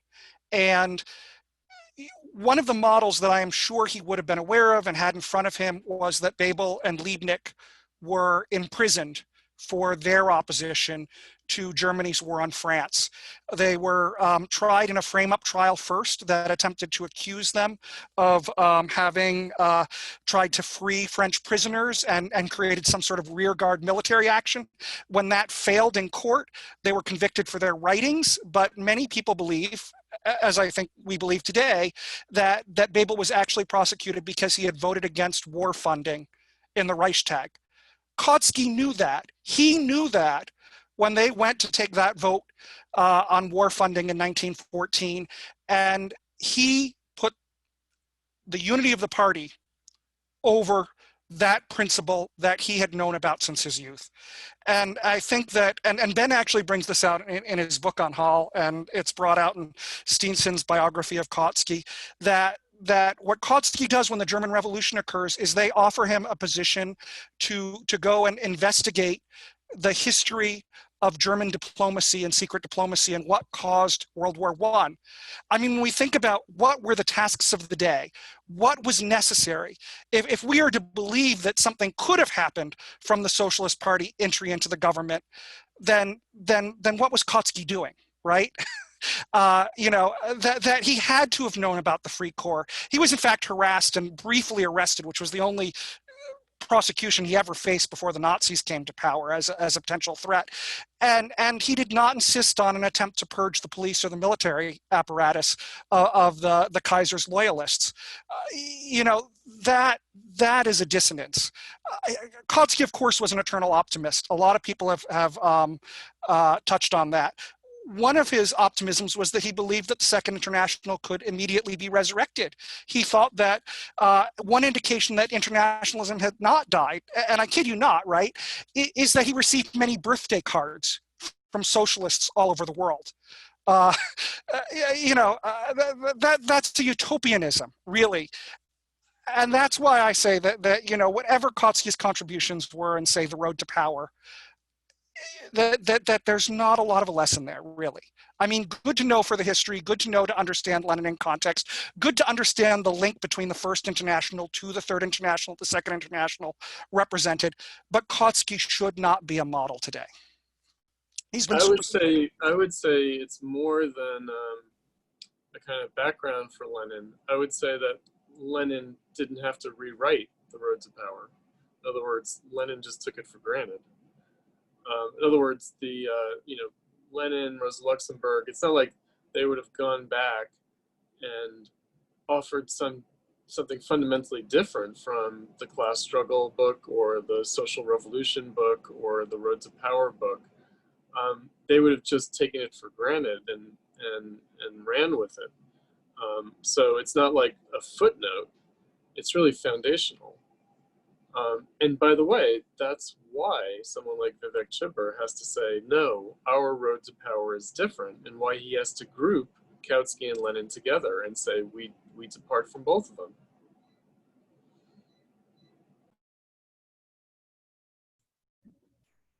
Ben, would you like to? Yeah, it's difficult sometimes because things pile up. You kind of plan to come in on one thing and then cut something. But I immediately just respond to Jason. I absolutely, concur with the statements you've made here on Kautsky and his role. This is at a time when a new government is being formed, and they think, what can we do with Kautsky? Well, we want socialist representatives in the war ministry. But we don't really want them doing anything because that might cause problem when we're still on the Eastern Front and we've been Finland, whatever. So let's pack him off and get him to study something. So that, absolutely, I share those sentiments. We have to agree, though, and this comes back to the question of the legacy of Kautsky. This is Kautsky the renegade. This is Kautsky the thinker who has collapsed as a revolutionary thinker in many ways and a revolutionary actor. So, and I'll come back to that in a second in terms of Chris's, I think, good points about why Kautsky may have become popular in today's context.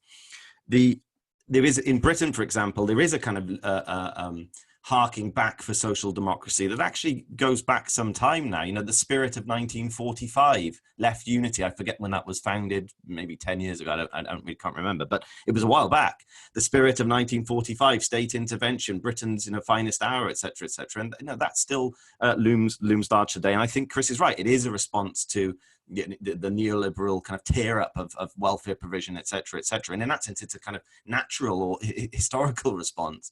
But I do think it is problematic to then draw on Kautsky as a figure for this. I've seen in various Jacobin articles Kautsky and Ralph Miliband equated, and you think, well, it's a different time, it's a different movement, they're different people. That's what we have to understand. But the interesting thing here, if you listen to some of Adam's comments and Jason's, they actually, from two different perspectives, agree on Lenin and vanguardism, right? So Adam is saying, well, look, the good thing about Kautsky fundamentally is that he wasn't a vanguardist Leninist and all the rest. And Jason says, well, the good thing about Lenin was that he was vanguard. But as I've pointed out, this is why the old issues are still relevant and they do matter. The historical roots of Bolshevism as an organization, certainly up to 1917. After 1918-19, it gets a bit more complicated. That's a good question that was raised in this chat. But the essence, the application of the Babel-Kautsky tendency, mass proletarian party, alternative culture, democratic revolution, which means you need to have at least the peasantry on side in some form, right, to make revolution. And even that wasn't the end goal because it was intimately linked to the German center tendency on the level of our revolution doesn't even matter unless the Germans follow suit as well. Right, so that's, I think, what's been lost. And I would urge Jason to have a look at the book on Stalin, because the sad thing about it is Jason is a very heroic, hardworking anti-Stalinist. But a lot of the things that he says about Lenin's vanguardism, Lenin's anti-Kautskism, etc., come from the pen of Stalin himself, and that's increasingly shown. I've made that point before, so I won't stick on it too long. Just on the German Revolution quickly, there was a question about, what can we learn from Kautsky? He builds up this alternative culture, but the workers were unable to take power. Well, it's worth thinking. The German workers did take power in 1918 to all intents and purposes, right? What happened was the SPD political leadership gave it back, right? The SPD, the German state collapsed, as Babel and Kautsky and others have been predicting for a long time. Engels foresaw the First World War, for example, a conflict like it. That was so, we do have to remember as Chris said, Scheidemann and Ebert, they didn't just inherit it in that sense. They had to kind of steer it in a way that took it away from that. And I think that's an interesting development in itself. Now, just on what else was I going to say? Yeah, my final point. I raised the question. I can't remember the wonderful title of my talk, but it was from revolutionary to renegade. Neglected to rediscovered ? And I do think, Chris, I concur with the statements that Chris made on this. There is I'm absolutely delighted that people are talking about Karl Kautsky, that people are reading Karl Kautsky, that people are quoting me, for example, but often sometimes to quite nefarious ends as well, right? So I do think Kautsky is an incredibly controversial figure. We cannot see him as this guy that in 1891 did this, ergo in 1918 did that, right? There were developments of this sort. I think he collapses as a thinker, as I said. And in that sense, the consensus of the 20th century, which I alluded to in the discussion around Kautsky's dismissal, has not been broken, because we still get comrades like Jason who would repeat the kind of Eastern Bloc version of it, and we still get the kind of Jacobinization, if you like, of Kautsky as a good guy, democratic, let's get elected into office. Kautsky was clear, and I think he's right to say this, that a socialist government can be formed by the election of an SPD government. But he was also clear that there are other ways that that can happen too. And again, you can look at the experience he talks about with worker states. He was very influenced by the Paris Commune, etc., etc. He looks at Russia and the mass strike wave. He disagrees with Luxembourg on the nature of the mass strike and the tactic, but Lenin agrees with him against Rosa Luxemburg, right? So these are not cut and dry questions, and I do think in that sense there is there's a two-sided thing going on here that reflects maybe Kautsky's distorted or double-sided life itself, from revolutionary to renegade. And I will finish there, Conway, so I don't hog the microphone. Thank you very much for the discussion. Thanks, Maybe Ben. we give Adam the last word. Yeah, that's what I was about to say. We're going to give Adam the last word because it is, I believe, 4 a.m. in Hong Kong. So Adam, if you'd like to respond, you'll get, Thank you so much, Aaron. Indeed it is. I just want to thank everyone. This was a fantastic experience. And let me propose a somewhat controversial idea that I almost think of Kautsky along the lines of an icon of Gandhi. In other words, a pacifist, anti-colonialist who represents the road not taken ultimately.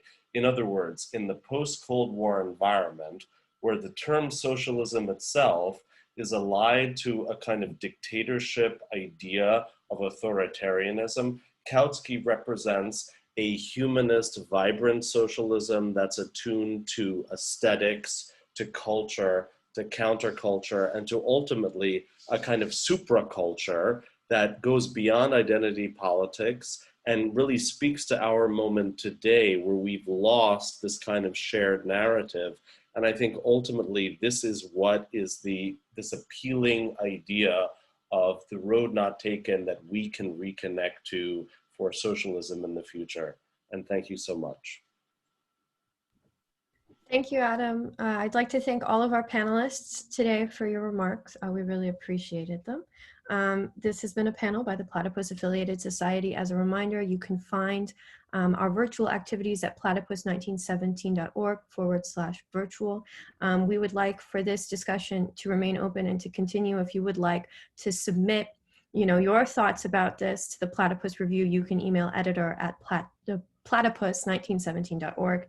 And in the chat, Clint, who is the Platypus account, has posted a link to a post-panel discussion that everyone is more than welcome to join.